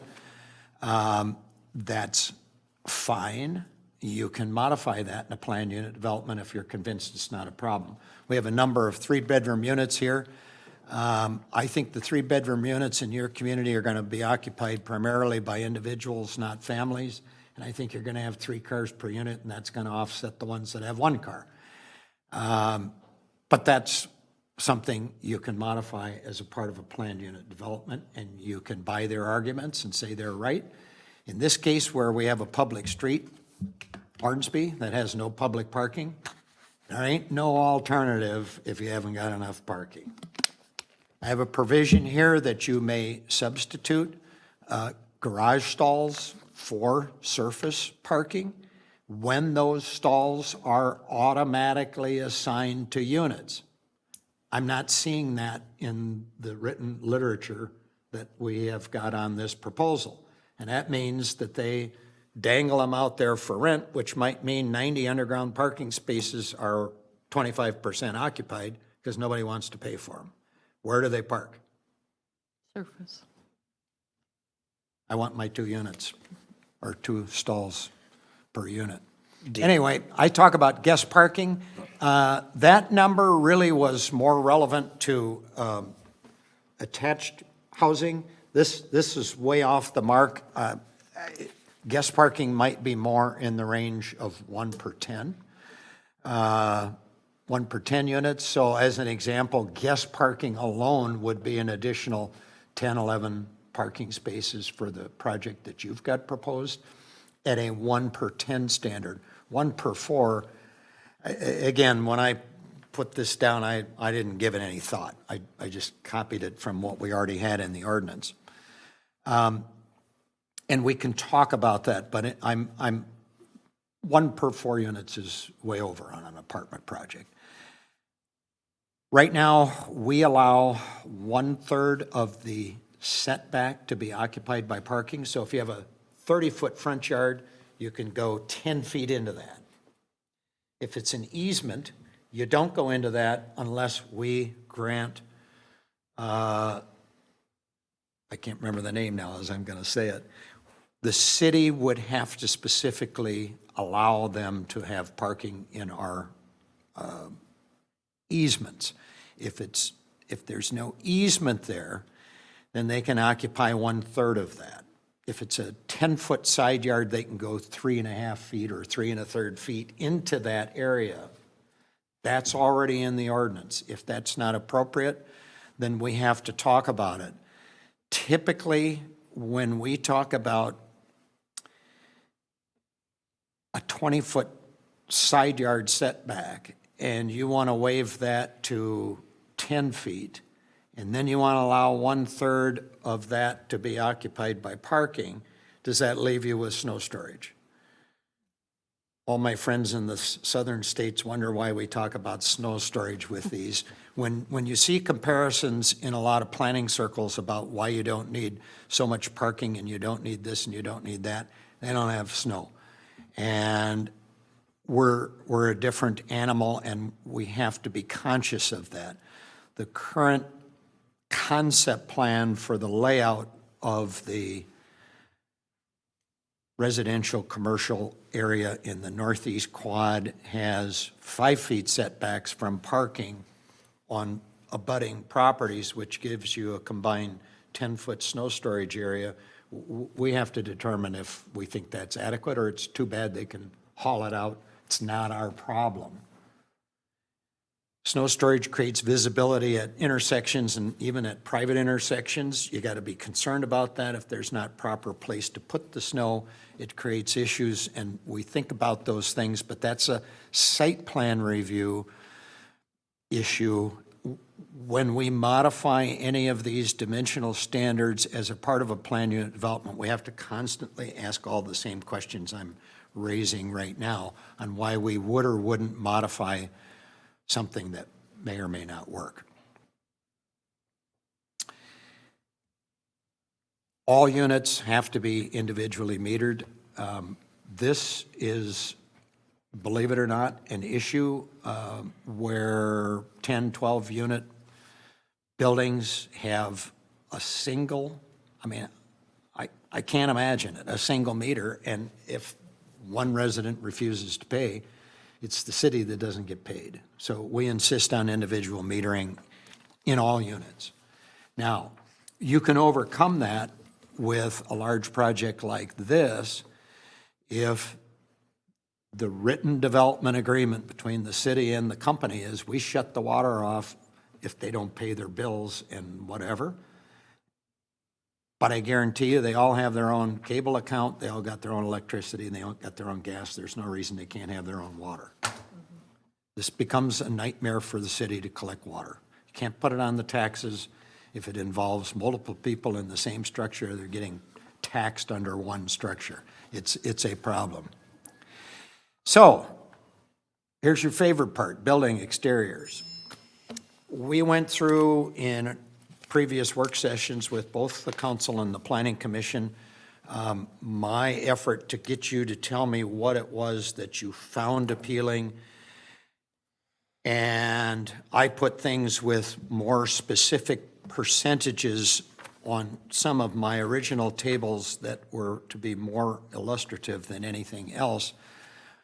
We know in virtually all of these projects, the typical facade for residential purposes is around 20% glass. If we require 25% masonry, you end up with 55% something else. And that ends up being panels and lap siding in residential products. And item number 2, I'm simply saying they should be roughly proportionate. So 50-50, if you will. Doesn't mean you can't modify that, again, under a planned unit development. So somebody comes in with more panels and you like the design, you modify that. But we're saying right off the bat, you've got 4 basic components. You got a certain percentage of glass, you got a certain percent of masonry. You're going to end up with panels that can be wood, they can be a concrete product, they can be metal. You got a lap siding, which we're talking a composite wood material or composite masonry. But you're ending up with 4 components. And so I'm close to the method at which I was trying to originally portray what is it you liked about these things. You liked a variety of features. Is there magic in 25% masonry? No. Is this masonry diluted because it isn't all brick? Yes. So you're going to have to be the ones to say what numbers you want. Your original proposal on the Northeast Quad Apartments combination rock face block and brick is 23%. The second submittal remains 23%. So they're not meeting this. I don't even think 25% is enough. Pardon? I don't even think 25% is enough. Yeah, and that's why I say I'm not declaring magic in any of these numbers. You ultimately are the ones that do this. That's your decision. It's a policy matter. And my reasoning though is 20% of the building is required by building code to be masonry. That's like a give me. So the only thing that they're doing above and beyond building code is 5%. And it's in the bottom, and it's in the 20% they're required to do is the parking garage, which is all around the bottom of the building. So that means only 5% is above the bottom ring around the whole building, which is why I think 25% is too little. And you're welcome to change anything you want. My job was to put this on paper and get you to talk about it, not to declare what the appropriate standard is. Other than I might continue to argue about parking. There's a provision here which just reiterates what occurs in a planned unit development, and that is that whatever percentages we have can be modified by the city, and it's at our discretion when there are architectural features that you like. So you get a shoebox, and they're not meeting any of these minimums. It's 20% minimum masonry, and it's all lap siding, and it's all one color. You turn it down. It's that simple. They're not meeting anything. The purpose of a planned unit development is to trade off certain things. In the old days, it was enhanced outdoor amenities, better landscaping, better parks, better whatever. Now, it can be a combination of those along with architectural features. Our whole focus to this point has been on architectural features, and so I'm simply identifying, again, several of the features that you might find would allow you to modify some of these standards. And that's your decision. And if the percentages are not to your liking now, then you change them, and you can still change your mind based on this language. We talk about a minimum of 4 colors. That was basically a direction by both the council and the planning commission. We mention here, no individual floor may be one color or one siding material, except for the use of masonry. So if somebody wanted the whole second floor masonry in addition to the first floor, you're not going to object. Now, maybe that's not right, but that's the only exception that I would see you making at this time. Excuse me, is there some reason, back in August, we decided that we didn't want any painted concrete? And that doesn't seem to be in here. Is there a reason?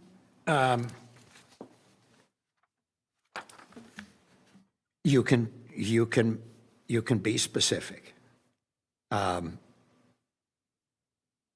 We just had this issue with one of the properties that painted his building when it was supposed to be on, aggregate, and he painted it white. And I've asked our attorney to give us whatever strength we can have about warranties and workmanship. And I would say we simply add another provision, which is a nuisance for cities to enforce, but it is ongoing maintenance and upkeep. That standard, by the way, I heard us talking about the billboards, one of the older CUPs is not in good shape. That ordinance already says they've got to do upkeep. But the burden's always on us to get it done. Mm-hmm. And it will be the same whether it's aluminum siding that reached its warranty and looks like crap, or whether it's painted concrete. So anything you feel strongly about, again, this isn't my document, it's just my chore to put it in a form that helps you start zeroing in on things you want to see changed. And if painted concrete is one of those, then put that in there. Well, see, they didn't even give us the type of paint they used. Most of the time with those concrete panels, you seal them first. They didn't even give us any information on what they used. Yeah, I think I saw something that said it had a 1-year warranty. Right, and I've never heard I of don't know, such my a thing. Sears paint has a 15-year warranty. Exactly. They could have done better than that. And not only that, they don't recommend painting those panels. Usually you stain them because they breathe. You have to make sure that if they're not going to be colored, then you have to seal them. And they wouldn't even go into detail about that. I mean, we need to have some way of having them be accountable. Yes? No? I'm just making myself a note. Well, I think they should be accountable. I've never heard of such a thing where you can't specifically say what you used, what you put on that building. Because if they have a problem, it's going to be costly to remedy it. Can be. Yeah. And it's no different with the installation of Hardy products or of LP products. They come with factory-installed 15-year warranties on colors that are done at the factory. They won't warrant the colors when you've painted them. Right. If you change the color. You can buy their product that is simply prepared for paint, but there's no warranty. It doesn't change the warranty on the product itself. Their wood product or their concrete product warranties stay the same. But the colors, if you're doing the painting instead of them, you don't get their 15-year warranty. Right. And any kind of paint, and for that matter, an awful lot of metal panels, very expensive, elite architectural metal panels also change in a 10, 15-year period of time. So we have an ongoing maintenance issue. I don't care what it is. I don't care what the product is, unless it's brick. And then all you see with brick, it starts fading white, Yeah. but it's still the same material, and you can You can do I don't remember if it's acetone, but you can power wash them with a certain material and get rid of the white, but they all require maintenance. And so communities that want to have perfect long-term maintenance usually establish housing and commercial codes. And I don't think you're there. We're talking about adding 3 or 4 people to her staff, and she has a hard time getting one sometimes. Got Ben. It is a serious commitment to get into code enforcement for building maintenance. I'm just warning you, it's overly expensive. So we will do the best we can. Again, I've asked the attorney to take my weak little section on warranties and workmanship and things of that nature. We'll add another provision about maintenance, but if you don't have a strong maintenance code, all you're going to do is be sending letters out, gee, you ought to fix your paint job, and ask your attorney what it'll take to get it done. But is this something that should be in the CUP about the finish and? Oh, yes, the conditions will be the same thing. And when you go to revoke a CUP based on this, we hold a public hearing, we make findings that the building looks like crap, the paint's peeling, we're gonna revoke the CUP. And I hate to say it, but case law does not favor municipalities. That's not just Minnesota, I mean, that's in general. The burden is on us, and we're picking on the little guy that's paying property taxes, that's doing this and that, and what's the matter with that building? And if you have very strenuous maintenance codes, you have a lot better chance to enforce it. But then you have to have people out on the street, and you're following up and identifying what needs to be done on an absolute ongoing basis. And it's hard. It's a lot of communities that established housing codes dropped them because of the cost. And so all I can say, we'll do our best. We want to talk about the correct workmanship, because if Hardy isn't installed correctly, I don't know who, all of you, maybe several of you, saw panels that were warping, and that's an installation. That's not a product failure. Does that mean we're going to keep them nice looking? Let your attorney give you that answer. I'm asking them for the most that we can do, and yes, these conditions or these provisions end up being a part of the conditional use permit. That's our ultimate leverage. Okay, we're going to yank your permit. And you give somebody a reasonable amount of time. We'll give you 6 months starting in May, and you got to be done by November to paint your building next year. And everybody would say that's very reasonable, and then that time frame passes, you go to court. And I'm just saying the courts are not kind to municipalities when it comes to enforcing things unless you have really extraordinary requirements set up. And I would welcome your attorney's opinion on all of this, because they're the ones that end up doing the enforcement. And they'll get paid to enforce it whether they're successful or not. And that's I'm not criticizing them. I'm just saying that's part of their business is enforcement. But if we don't give them something to utilize, and that's the, you know.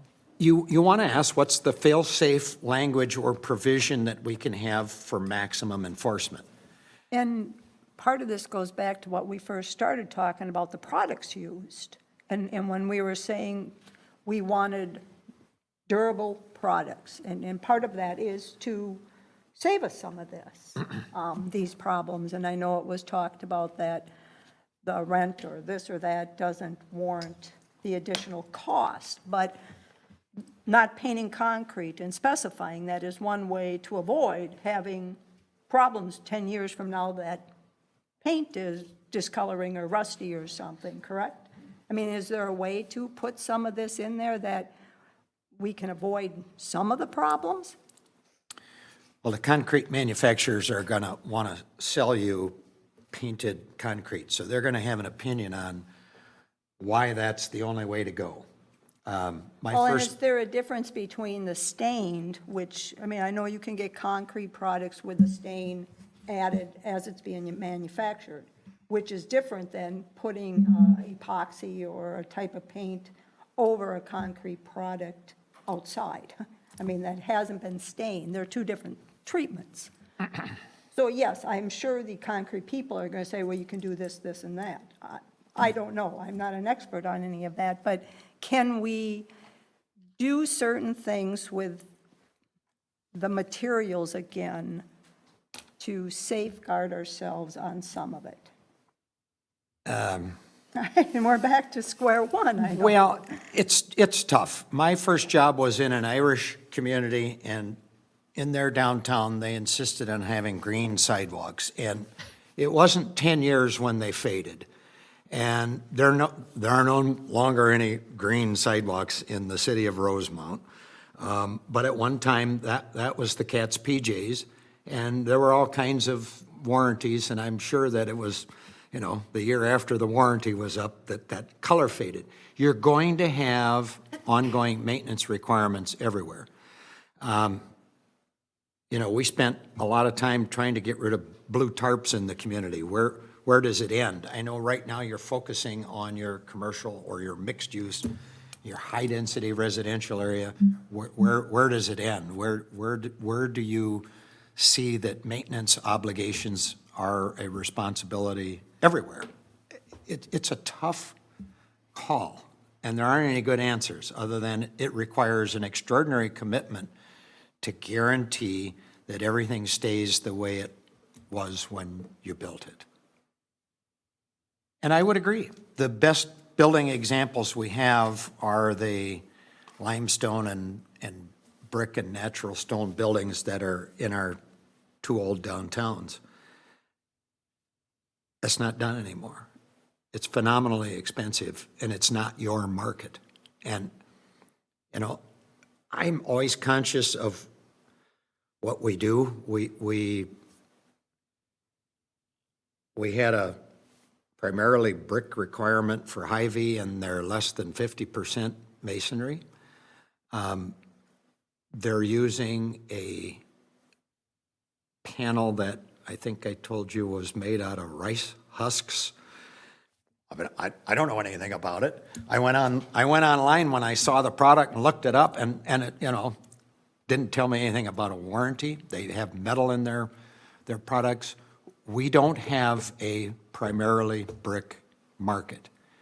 Nothing's been done except the old, now painted brick Holiday. What, in Gander? Gander Mountain is primarily brick. I thought it was primarily tip-up on the sides. For Gander Mountain? Yeah.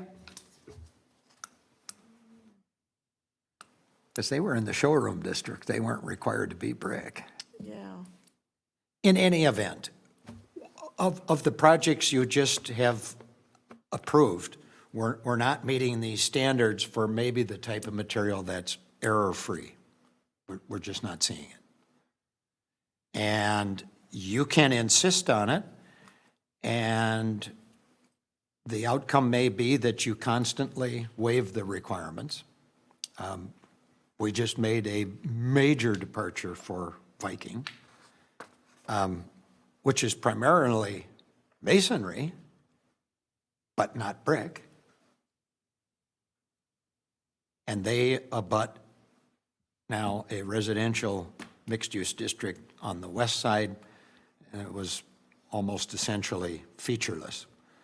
So our track record in some of these, I'm giving you standards that you're approving now, that you weren't ever approving, and they don't match what you ever had. But they're better than what you had when you were waiving them because you didn't get anything that you wanted. Does that make sense? So you can go back to primarily brick. You can put your foot down and say that, and we can't, whatever the circumstances were, be approving Hy-Vees that are half brick or less than half brick, or Vikings that are Masonry. 18% brick, whatever it was. And I'm not saying any of them are inappropriate buildings. I'm just saying you can create all the standards you want, and if you're not going to adhere to them, why are you adopting the standards? So I'm listening to the business community in what they'd like to build, the materials that they use, and trying to get your ideas about what makes something look more attractive than that. And it would be avoiding another bare building with something that fits more to the retail mixed-use categories that you want to establish, but it isn't going to be primarily brick. I don't think it's realistic. But if you want to bump that number to 35% or 50%, that's a policy decision. I still think you want the other references to variety, to enhancements, and so forth. And that's what I was gonna say. I don't know that even if they built a all brick building and it was still square, and it had no windows and it was just a big wall, I think we would be still disappointed. Right. I think the problem right now is, now that we've looked at design standards, there is something to say about articulation in the walls and having different, elevations on the top floor and some more windows and glass and a breakup of the walls. And, I think there's something to say to all of that. And so I think you're right. We may not want painted concrete, but I think we're beyond the broad, you just build a cement square and we're good. It is always a combination of things, and the percentages in my mind, again, those are your decisions, but we've seen what primarily brick didn't get us. It's not happening. And we can want all we want, but if that stifles the level of interest in development in your community, is that what you want? And, you may say, yeah, it's worth a gamble. Let's have higher standards. If nobody comes, well, then we can change our mind. Well, I know you got landowners, now including the city, that have held property a long time, and it's expensive, and we're paying for utilities everywhere. And you are seeing some activity and some development. I'm trying to capture what are the combinations of things that make it better than something else. And, the next category that you look at, well, I've already said we need to revisit the community retail, but we should also revisit the commercial showroom, so you don't have big walls with no glass, no anything, but they're primarily masonry. So Dean, what's the outcome of tonight? Where are we going with this? What are we? It's your time frame. It's your turn to cut my legs off. Again, I tried to put everything in paper and put it in a format that allows you to think about it. I would say one other thing, if you jump to the next page, we added, I have some things in here about what minimum information we want, what should be on the development plans. But I'll make one comment, and I looked at this in a couple of different projects, including the apartment project you've got now. And I included in the high-density residential 1 overstory tree per unit. And then we would allow a substitution if somebody wants perennial foundation plantings at the rate of 10 per 1 tree. 1 tree per unit cannot fit on a high-density site. It physically can't fit on the property, and I've written in the margin myself already that it'd be 1 per 2 units. And I'll just give you an example. For the site we're talking about in the Northeast Quad, it's just under 4 acres. the minimum crown cover required for an overstory tree, and this isn't necessarily a pine tree as much as it is like an oak tree, is 3,000 feet. And yes, there's overlap and everything else, but as a standard, that's 15 trees per acre. At 4 acres, that's 60 trees. We got 112 units, that'd be 112 trees you're trying to pack in an area that physically can't support more than 60. So I'd like to drop that number to 1 per 2 units as your starting point. And again, as a plan unit development, if somebody came in and had a lot more ornamental trees and less overstory, you can modify the numbers. But that was an oversight on my part. If you had a 3-story, 16-unit building, it occupies with the amount of minimum setback areas you have. You can get away with 1 tree per unit, but not at 30 units per acre. Your property shrinks because the building goes up and you can't fit the trees on there. So I wanted to point that out. What do we want to accomplish? It's your time frame. It's your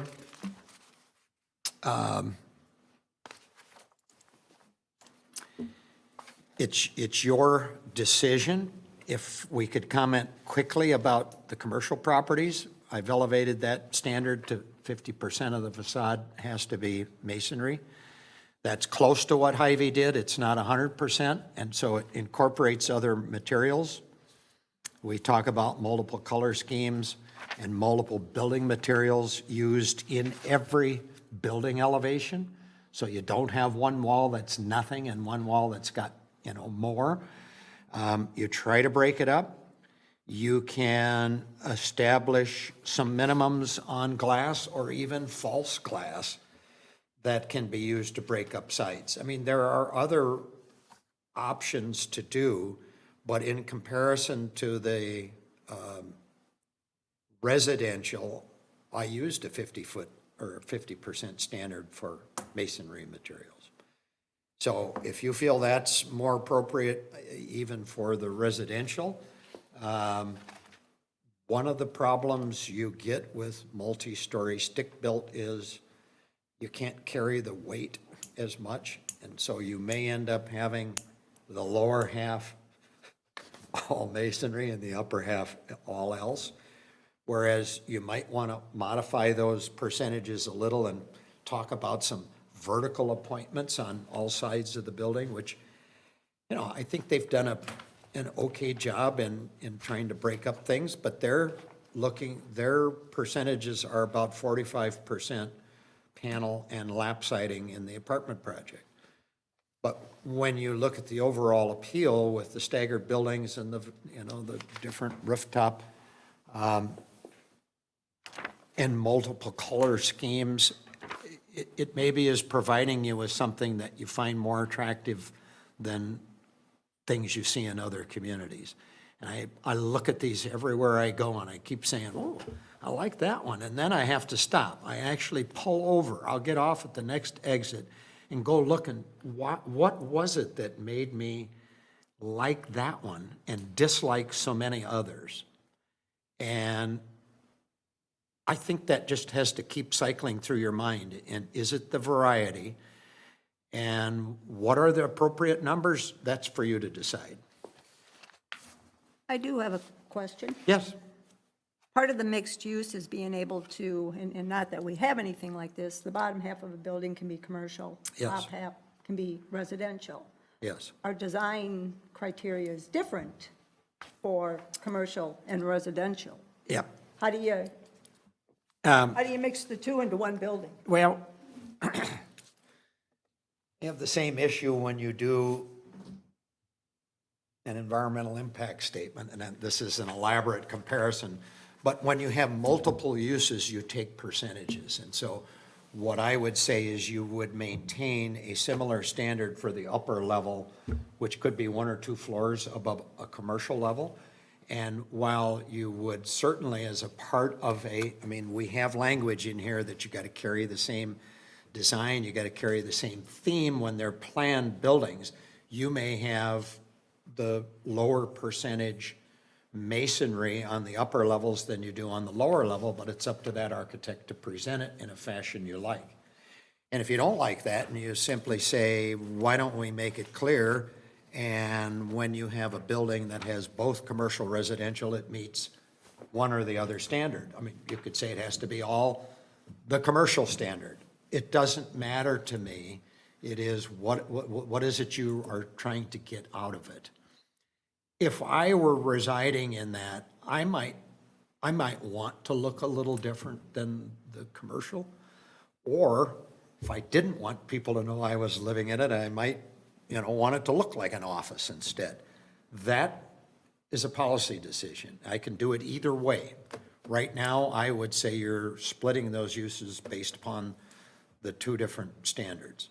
But I think, Dean, I think the problem here is, even for the planning commission, because I'm having a hard time wrapping my head around this, is we originally we wanted to talk about the high density, mixed-use high density, because we had the apartment building. We did the comp plan that was based on land use. And we said, when we got the camp plan back, then we would look at the land, the land use plan, and then we would create zoning districts. And now, and obviously we had the apartment building ahead of everything else, so we wanted to focus on that. Well, now we're jumping to the mixed use and low density and high density, but you got the commercial retail district smashed in between there. And so I feel like this is so disjointed that it's not really making a whole lot of sense, at least to me anyway, and I have to administer it. So I think that we put in the uses, in the same uses in the mixed density that was in the commercial retail, and I'm not really sure that that's even going to happen. Not all of them were included. I tried to take a stab myself, what would or wouldn't be included, but essentially, your appeal in all four quadrants of that interchange hasn't really diminished or changed just because we created a mixed use in one of the four quadrants. You're still trying to accomplish the same thing. So this mixed use district has to reference the combination of both your commercial and allowable residential uses. I think in this particular high-density area, you're probably going to get one apartment building. Right, but I guess where I was going is this planning commission only talked about one mixed-use district. We didn't even talk about the whole other districts of what they wanted to see. And granted, I know you put it on place for numerical purposes, and that's what that's where I'm trying to get at. I feel like we went a long way for the high density. We didn't go any way for either. Well, now it's all one thing. That's why I asked you, what is the end game for tonight? Because I'm a little confused, because we're talking about 3 different districts again, which was confusing initially when Hyla did it. And so I want to know what's the end game here? What is it that are we deciding something tonight, or are we just reviewing it? You're just talking about it. So. But based on what? You can isolate the high-density residential section, and you can isolate the commercial section. Those are the two things that when you create a mixed-use district, we have to be concerned about. That's the Northeast Quad. So it was, when I walked back in the door here 2 months ago, the Hy-Vee was already approved. I reviewed all of those documents, realized we didn't meet any of the standards that were in the ordinance. I'm tailoring the ordinance to try and meet those standards, plus create standards for the apartment project, in part based upon what they're giving you, but also what is it that you like. And so I have to create a zoning district for you to approve an apartment project. There's no other way around it. I have to give you the components that are included in here, but you can take out the mixed use, and I'll only give you 755 through 759 or whatever. We can take out the commercial industrial. We don't have to talk about any of those now. But in my brain, we got a comp plan that says we've created new zoning categories on the basis of these new land use districts. So I've got three things to do: low density, medium density, high density. You're fixed on the high density. I have to put it all together, I have to make it relevant, I have to find a place to put it in the ordinance, but I can isolate everything and give you only the commercial section and the high-density 30 units per acre apartments, and that'll be about 4 pages out of 13. And that's what we need right now to be able to move forward on our project at this time, right? That's essentially what they need to be able to comply with what the city is going to Right. expect from them, right? So medium and low doesn't pertain to them, so what she's saying is, right now, can we do the Nope. the high density and the commercial so that we can get that established, get the teeth into that so that they can have that to And if I utilize. wasted any time, it was doing low density and medium density. And we're not saying you're wasting your time. We No, no. appreciate all of that. No, And we no. know that we will have to utilize that at some point in It- time. It had to be done, and it's easier for me to get my arms around it to explain to you why we have to do it. Right. Not what each detail has to be. But in the context of all the relationships, we now have 2 high-density mixed-use areas. And those standards have to be applicable to both areas. So that's why there's reference in here to the detached senior homes. Right, We also had on the books in that existing zoning district assisted living standards. That's also in the existing community retail area, which we're going to change the zoning on. So if we're not going to eliminate those 2 elements, that same zoning district that has your apartment building has to make reference to the very low-density senior housing and the assisted units, and then the 30 units per acre, and then our commercial standards. That's one zoning element, because there's a relationship within these, the purpose statements, that patterns of architectural design, color schemes, other things, we intend to carry throughout Right. one large PUD. So that's particularly relevant to the Northeast Quad. And that's all in here. But I could come back and give you a new 13-page document and then highlight in yellow the area that relates only to the Northeast Quad. I'm not saying that, I'm just saying that they haven't even talked about the other areas. Now they have a base to start out with. What we've talked about is only the high density.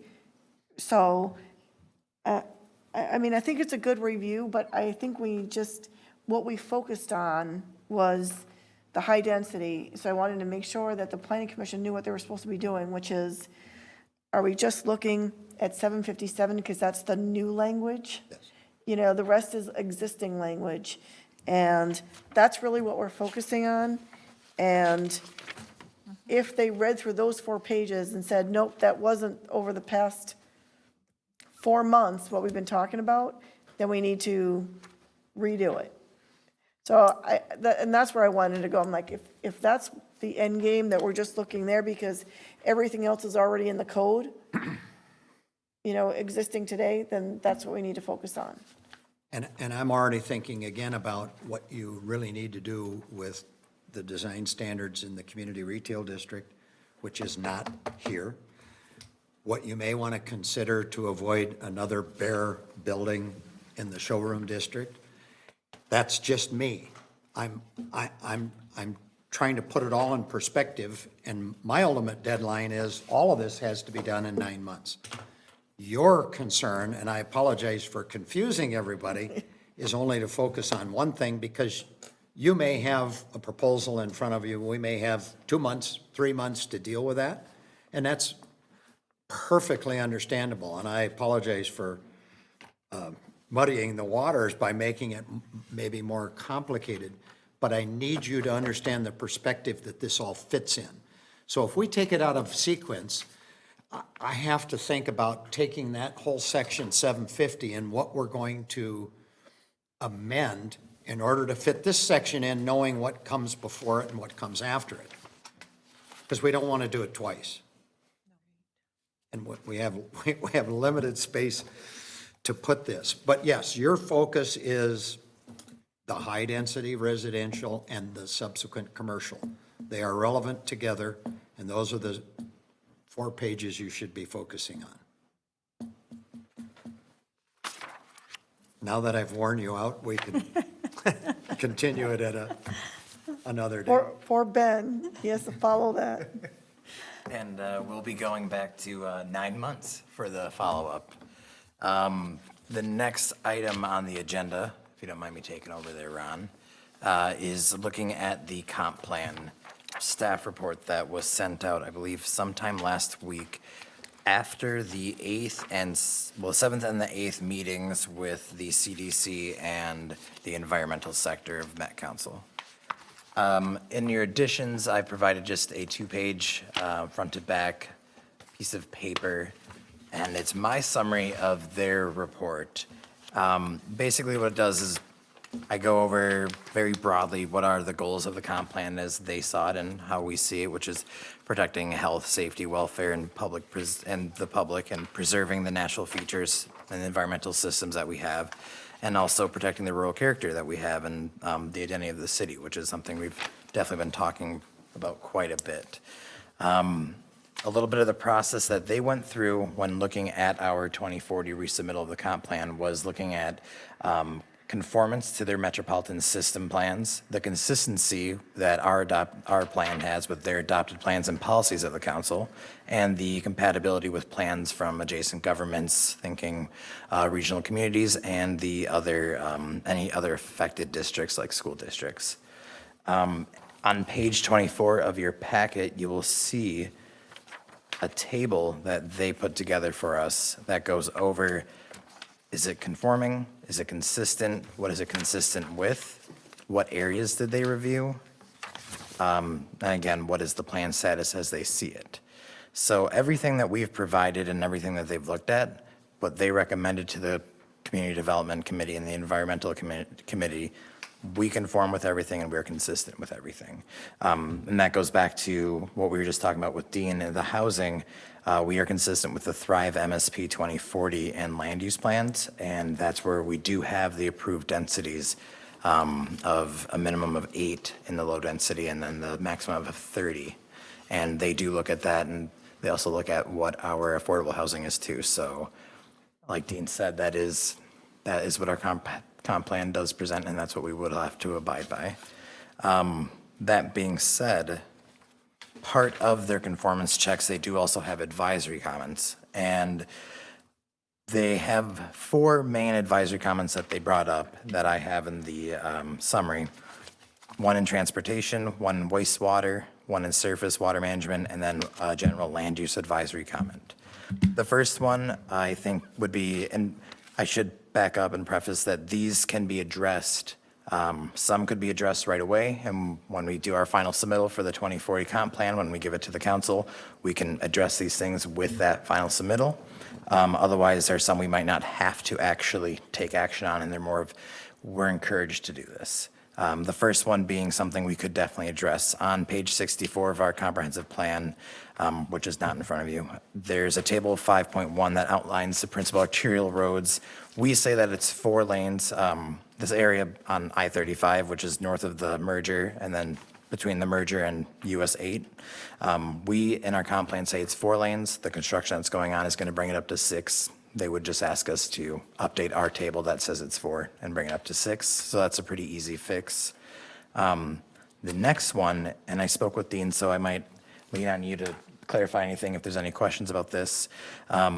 They encourage us to create an ordinance because we do have now some, not a lot, and they're all commercial. We might have some residential coming in the future, but I'm not sure how soon that would be. But a lot of other cities, and what they really encourage is to have an ordinance that requires that some pumps can't be pumped into the sanitary sewer system. And that's just to protect from overflowing and overburdening the system, so there's any backups or just too much discharge into the environment and or costing the city or whoever the private system is, whether it's regional, public, or if it's private, any more money.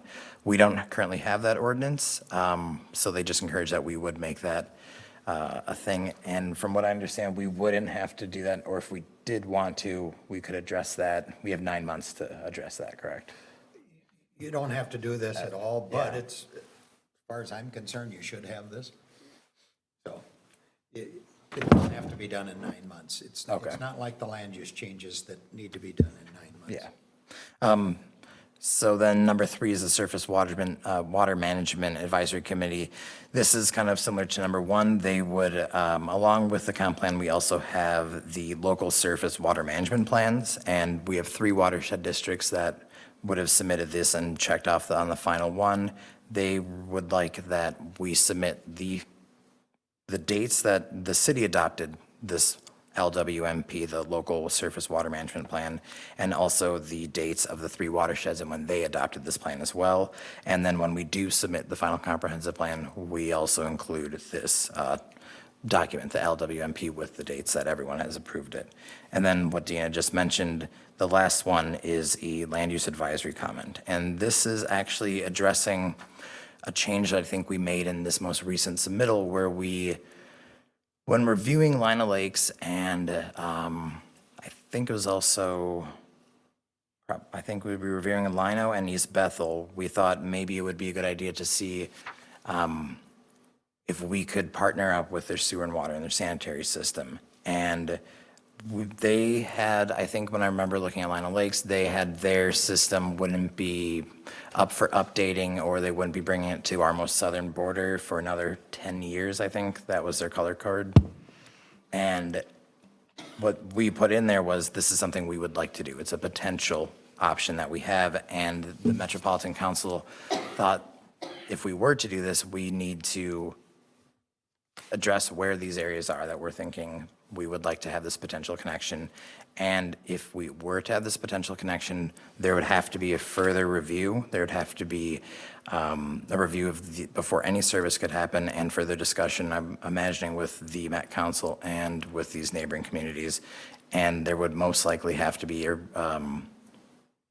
probably a water treatment system update, and we would have to make a amendment to the comp plan that would indicate this is something that we're doing.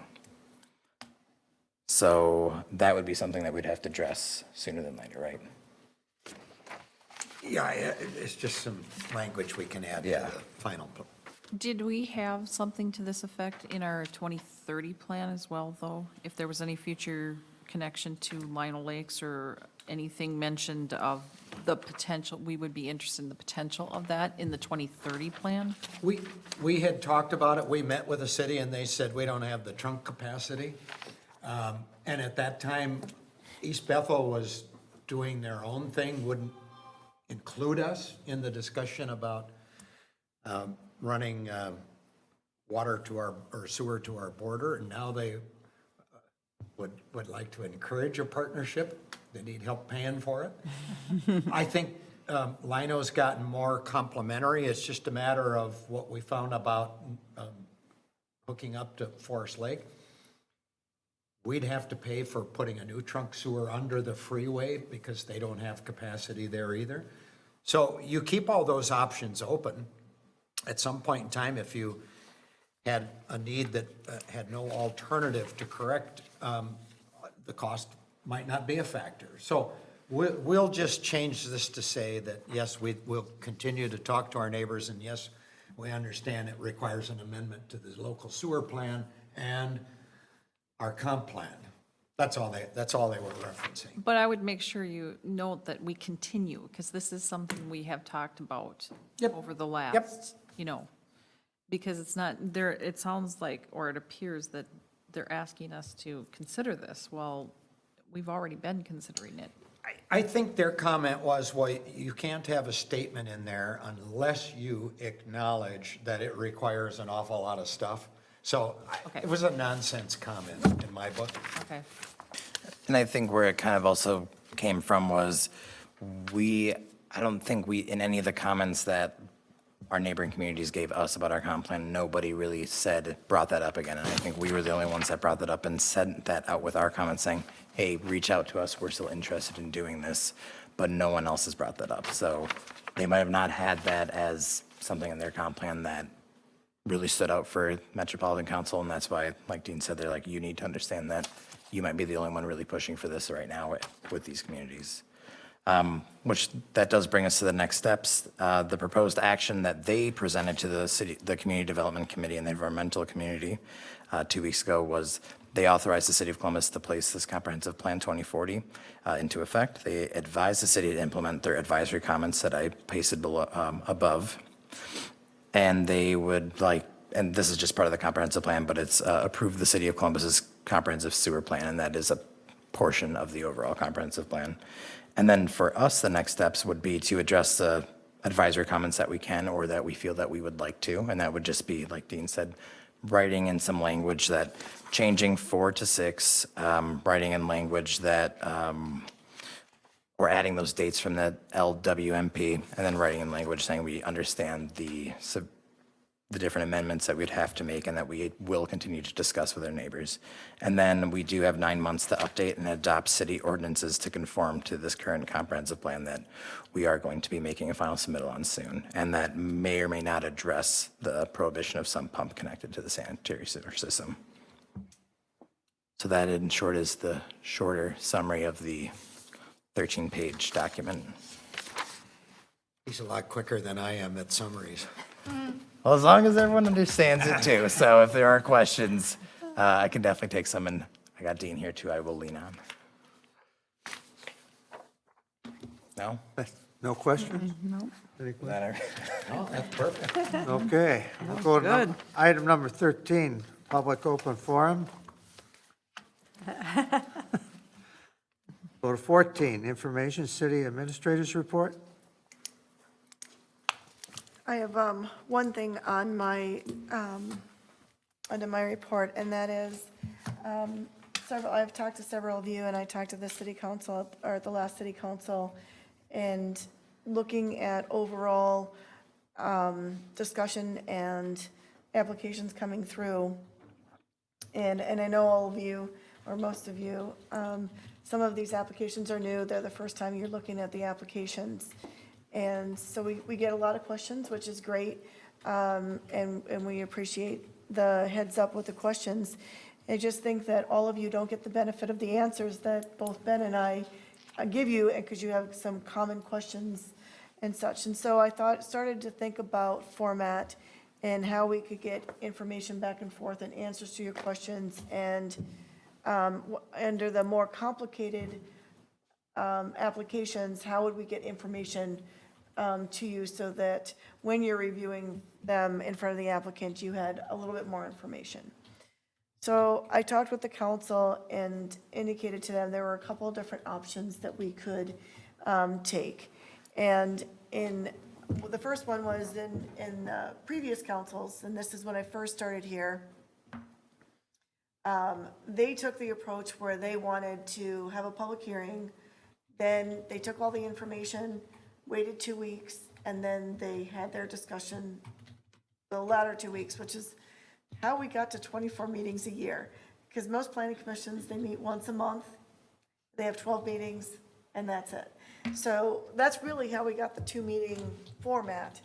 And then several years after, I think it was like 5 years after I started, there was a big push to streamline, applications and to streamline the process. And so we held the public hearing and discussion the same night. It doesn't give you a whole lot of time to hear the testimony from landowners and kind of think through all that, sift through all that, and make decisions and conditions if you feel is appropriate, especially for new applications. So there's this one option where if you have new applications, you may decide that that's a better approach if you want to think about things that you've heard and then take another look at the application and the staff reports that Dean does. The other option is Ben and I can hold a short workshop when we have new applications before the meeting, and then answer questions that you might have about process, or things about the application you didn't quite understand, or we can point out things that we really think will take more discussion.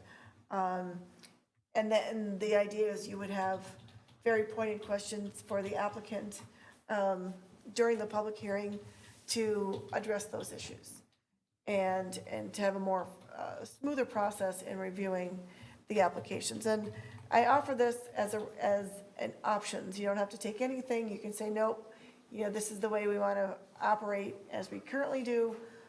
Or, like I said, Ben and I, and I'm sure Dean is all willing to, take some extra time, because I don't want any of the planning commission members to feel that we're in a hurry. Although if you ask any application, they're always in a hurry and they want it yesterday. So we always have that pressure, at least on the staff level, to, go as fast as we can. That's not always good, because there's sometimes a lot of details to applications that you have to talk through. So with that, if you have some feedback, if you think you want a different format, I wanted the opportunity to offer that to all of you and see what your comfort level was. You want us to reply right now? You don't have to, you Well, no, can kind of think about it. can I get back to you in 2 weeks? Sure. No, I like that 2-week idea, but then I like the hour ahead too. The more information, I think the better decisions can be made. And sometimes I come in here and I read this packet and it's like, now I know to look at Dean and say, now, what's wrong with this? Or, I mean, what's your opinions on, like, some of the items or whatever? I don't know all the avenues, and the right questions, but sometimes I think 2 weeks is kind of a nice thought, because you can talk around, you can go out and look at it again, but the hour ahead of time, I think, is the minimum, in my opinion. An hour ahead would be the minimum. I don't know if I can learn that much in an hour, but.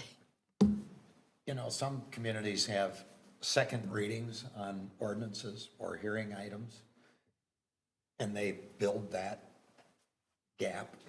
But as Elizabeth said, we were more or less under fire or accused years and years ago of dragging our feet and not turning these projects over, and yet the law gives us 60 days, and if we need it, we can take 120. Rarely do we lapse the 60-day. So the turnaround in this community is as quick as any community that I work in. And I think what Elizabeth is doing is asking, if we're not under fire anymore for dragging our feet, do you need more time? Would you like more time? Is there a method to maybe not let things get overlooked? And that's up to you. It's your comfort level. Well, my opinion's right up front. I No, I need more agree with you, time. Ron. Have we just been rushed too much here in the last 2 or 3 months, just pounded with stuff? I think what you're seeing is, we had the comprehensive plan, in hand, which was a big project. And then we had to, we had a 7-page letter of incompleteness, and, we were trying to hurry up. But I think what you're seeing now is, we have a bridge project that now is almost complete. And so we have a lot more applications coming through, bigger developments, more complicated developments coming through. And I'm not saying the easy ones, like an amendment to a CUP because you're doing blacktop to gravel and things, or a variance that are very straightforward, where you read through the materials, you pretty much know what's going on, there's no major issues. But an application like Viking, where you have a right in, right out, a traffic light, backage roads, there's a lot more things to look at. You might want to take 2 more weeks, and I don't know, and that's what I'm asking the planning commission. We want you to make sure that you feel comfortable and that you feel like you've looked at everything and your recommendation is based on everything you looked at and you feel comfortable with that recommendation to the council. So like I said, I wanted to take you know what I mean, a time tonight to really talk about whether we wanted to change the format more so for the new applications to make sure you had a comfort level, because three of you really haven't been through a lot of applications. I think the Viking thing was too rushed for us. I mean, I don't understand why we were asked to vote on that when there was a major problem like that with the traffic. And so I think more time to discuss, I mean, it was almost like we were blindsided, like we were supposed to recommend it, and yet there was this major problem that is really serious. So I felt that should have been addressed before it was even brought before the Planning Commission. And I don't know how you do that, but there's a serious problem there. Yeah, and you know, at a staff level, we try to identify all the issues, but we don't set policy, so we can't resolve all the issues. But we can point them all out, you know what I mean, to all of you, which is why I wanted to make sure you knew, you have the ability to say, you know what, we need 2 more weeks to really, you know, look at these transportation issues, because these are major issues, and we need to address them. And that was one of the reasons why I thought, okay, so if we looked at the older format that we had, one of the reasons they did that was they identified all the issues, then 2 weeks later, you know, we had those 2 weeks to have additional meetings, get additional information, whatever was needed. You really don't have that time now between public hearing and discussion. Right. Oh, I liked 2 weeks. That's just my opinion. I don't. Well, I think on new applications, it would be helpful sometimes not to have to make the decision that night on like the bituminous with the freeway storage. That's something you can make the decision on. But there's some, and I watched the Viking one, and I felt sorry for you guys. For that whole meeting, you guys did a great job. It would be good to have more time for us to maybe find out some more answers so that we can make better decisions, and going back even to Hy-Vee and that. And I think with the three of us being new, we're not as up to speed on everything. So maybe having time to look at some of the ordinances better, to talk to you, and find out, are we within what are we varying from? And that maybe we will stay more consistent and make better decisions.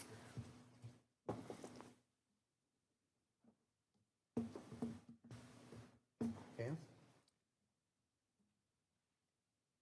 I didn't even know this option was on the table. I mean, to be very honest with you, it's always been a push through. I would like to have the option to go case by case. It's like, I agree with you, if it's something as simple as, you know, fixing this or that, or housekeeping, things of that nature. But, yeah, there's with Viking, for example, felt a little blindsided after the meeting, finding out that their initial submittal to you was just a tin shed. I didn't know that. It would have been helpful, you know, and that's nothing up front. You just have all this information that we don't have. So the next application coming through is the apartment building. And I'm not sure whether it's not going to be 2 weeks from now, but it will be the next major one, because that's the one we've been looking at. So we can try it. We can say, you know, let's try having the 2 weeks, so I can put them on notice saying that we're going to have the hearing, and then 2 weeks later will be the discussion. If that's what you know what I mean, if that's what you think you would like to see. Because I realize you don't have all the information, and the application's been incomplete for about a month now. We've been talking about the design standards, so you're probably somewhat more familiar with, you know what I mean, what we are looking for. but you don't have this, the specifics. So if you feel that that would be a better format, I mean, I'd like to at least make sure that they're on notice that that's what we're doing, so no one's surprised when you don't have discussion. I'm trying to think if there's anything else. I can't think of anything else that's in, there might be a variance from the harness racetrack. There's a possibility that they have a dumpster location problem. This is the problem when you do a very small lot and then you realize that everything doesn't quite fit. So they're still, I haven't heard from them which option they're taking, whether it's a lot line adjustment or a variance. But I think that would be, those set of circumstances will be very obvious. You know what I mean? In that particular one, where we're going to give you a set of facts, and it'll be very, you know what I mean? The discussion will be very progressive. There's no hot, there's, again, they need a dumpster, enclosure. It's too close to the property line, and they need a variance because it's on the line. And wasn't that kind of their thing? They were iffy about that at the time? Yes, I think they were really close on the property line. So, that's the difference. That's where I see the difference. One is a given set of facts, and the other one is there's a lot of moving parts. And it's the first apartment building you've had. Yeah. That's major. I agree. And with all the parking issues and everything else that you're seeing, there's going to be a lot to look at. Right. I think in part what Elizabeth needs to know is if there's an expectation of a timeline with any applicant, we need to be in a position to simply say, this is one, we may have a hearing this night and action the following. But we can generally interpret those and give a heads up. So it is more case by case. And I think the day that I was finishing my findings and recommendations on Viking is when the builder, who finally returned my call on a question, indicated that they weren't starting until spring. And that helped me with this driveway mess. But, my recommendation was that we not allow it. And I kind of threw the burden on the council to correct the problem and not prevent you from passing it along, but it was an acknowledgement that something has to be improved. And I do think the city ought to take the lead and extend Zurich, and I think we've got time to do that. But all of a sudden, we'll find out that the county's got requirements and you can't get the plans done in a certain amount of time, and all of a sudden it delays their construction. But they're going to have multi-month construction. They don't have to have permanent access maybe until fall. So those are issues that are real problems. And I try to set up my comments to you that maybe identify the issue, and sometimes I'm pointed and say, you acknowledge that they're not meeting the design standards, and that's okay. We didn't talk about it at the last meeting, but I will try to highlight those things, but sometimes, and again, since I'm Johnny-come-lately here, I think we already had a hearing set when I got the plans for Viking, and then I've got a pretty strict deadline to get all of those comments done. And they were cooperative, and when at the last minute they said, no, we're not going to try and do construction this fall, then that really allowed that one to be resolved. I'm worried about the apartments, how they've got trash chutes on the very west end of the building. And they say they're going to move those trash chutes down to the driveway entrance of the building for collection day. What do they got? 40, 30-gallon containers or something for that building? I don't know how they're going to do it, but there's a lot of questions. And again, those are the details that I get sandbagged with. Caretakers do have to move those bins, Public housing is the same way. You have to move them out to the curb. The trucks won't come in because of the configuration of the lot. So yeah, they do move them by hand. It's not fun. They must have to do it on a daily basis with 112 units. We had compactors, so they were pretty heavy. And I think the pickups were twice a week. Yeah, and there's not even like a pad for them outside of their garage doors to pull them out Yeah. and put them. If they're hauling them out to the street, we don't have any parking, they can't put them on the curb, it's gotta be on private property. So again, those are the little details when Elizabeth asked earlier, what is it we're trying to accomplish here? You know, my head's expanding with a lot of things that aren't your burden at the moment, and I try to define them for you, but I agree with Elizabeth, at any time when you feel overwhelmed and you don't want to take action, table it. Well, I think you're right, like the little detail that you just talked about. There's just so many little details that I wasn't even thinking of garbage. You know, I'm still thinking about brick, glass, and all that. But I think given 2 weeks, that'll give us time to sit back and absorb it and ask the questions we have to ask. So what do we need? It was really, you know, it wasn't an either or, you know what I mean, as far as different options, it was really what you felt was gonna make everyone feel comfortable and feel like we've accomplished the goals. So we can start out with the 2 weeks, you know what I mean, in between the public hearing and discussion. If you feel like you want, you know, workshops in the future, you know, an hour before the meeting, because you feel like you haven't gotten your questions answered, we can certainly have that format. Sounds good to me. Of course, we can stop in here too and Absolutely, we're always here. Not always, but we're here. Pretty much always. should we go on to 15? Planning Commission's report? Jody, you have anything? I have nothing to report. Barb? Nothing. Chris? Nothing? Neither do I. We'll go on to 16. Chris, you'll be attending the council meeting on 10, 23, and 19. And item number 17, motion to adjourn. So moved. Yes, we adjourn unanimously. But That was quick. look up some of those mixed How can you do the last three so quick? Yeah. I don't know if you guys. We get stuck on 11.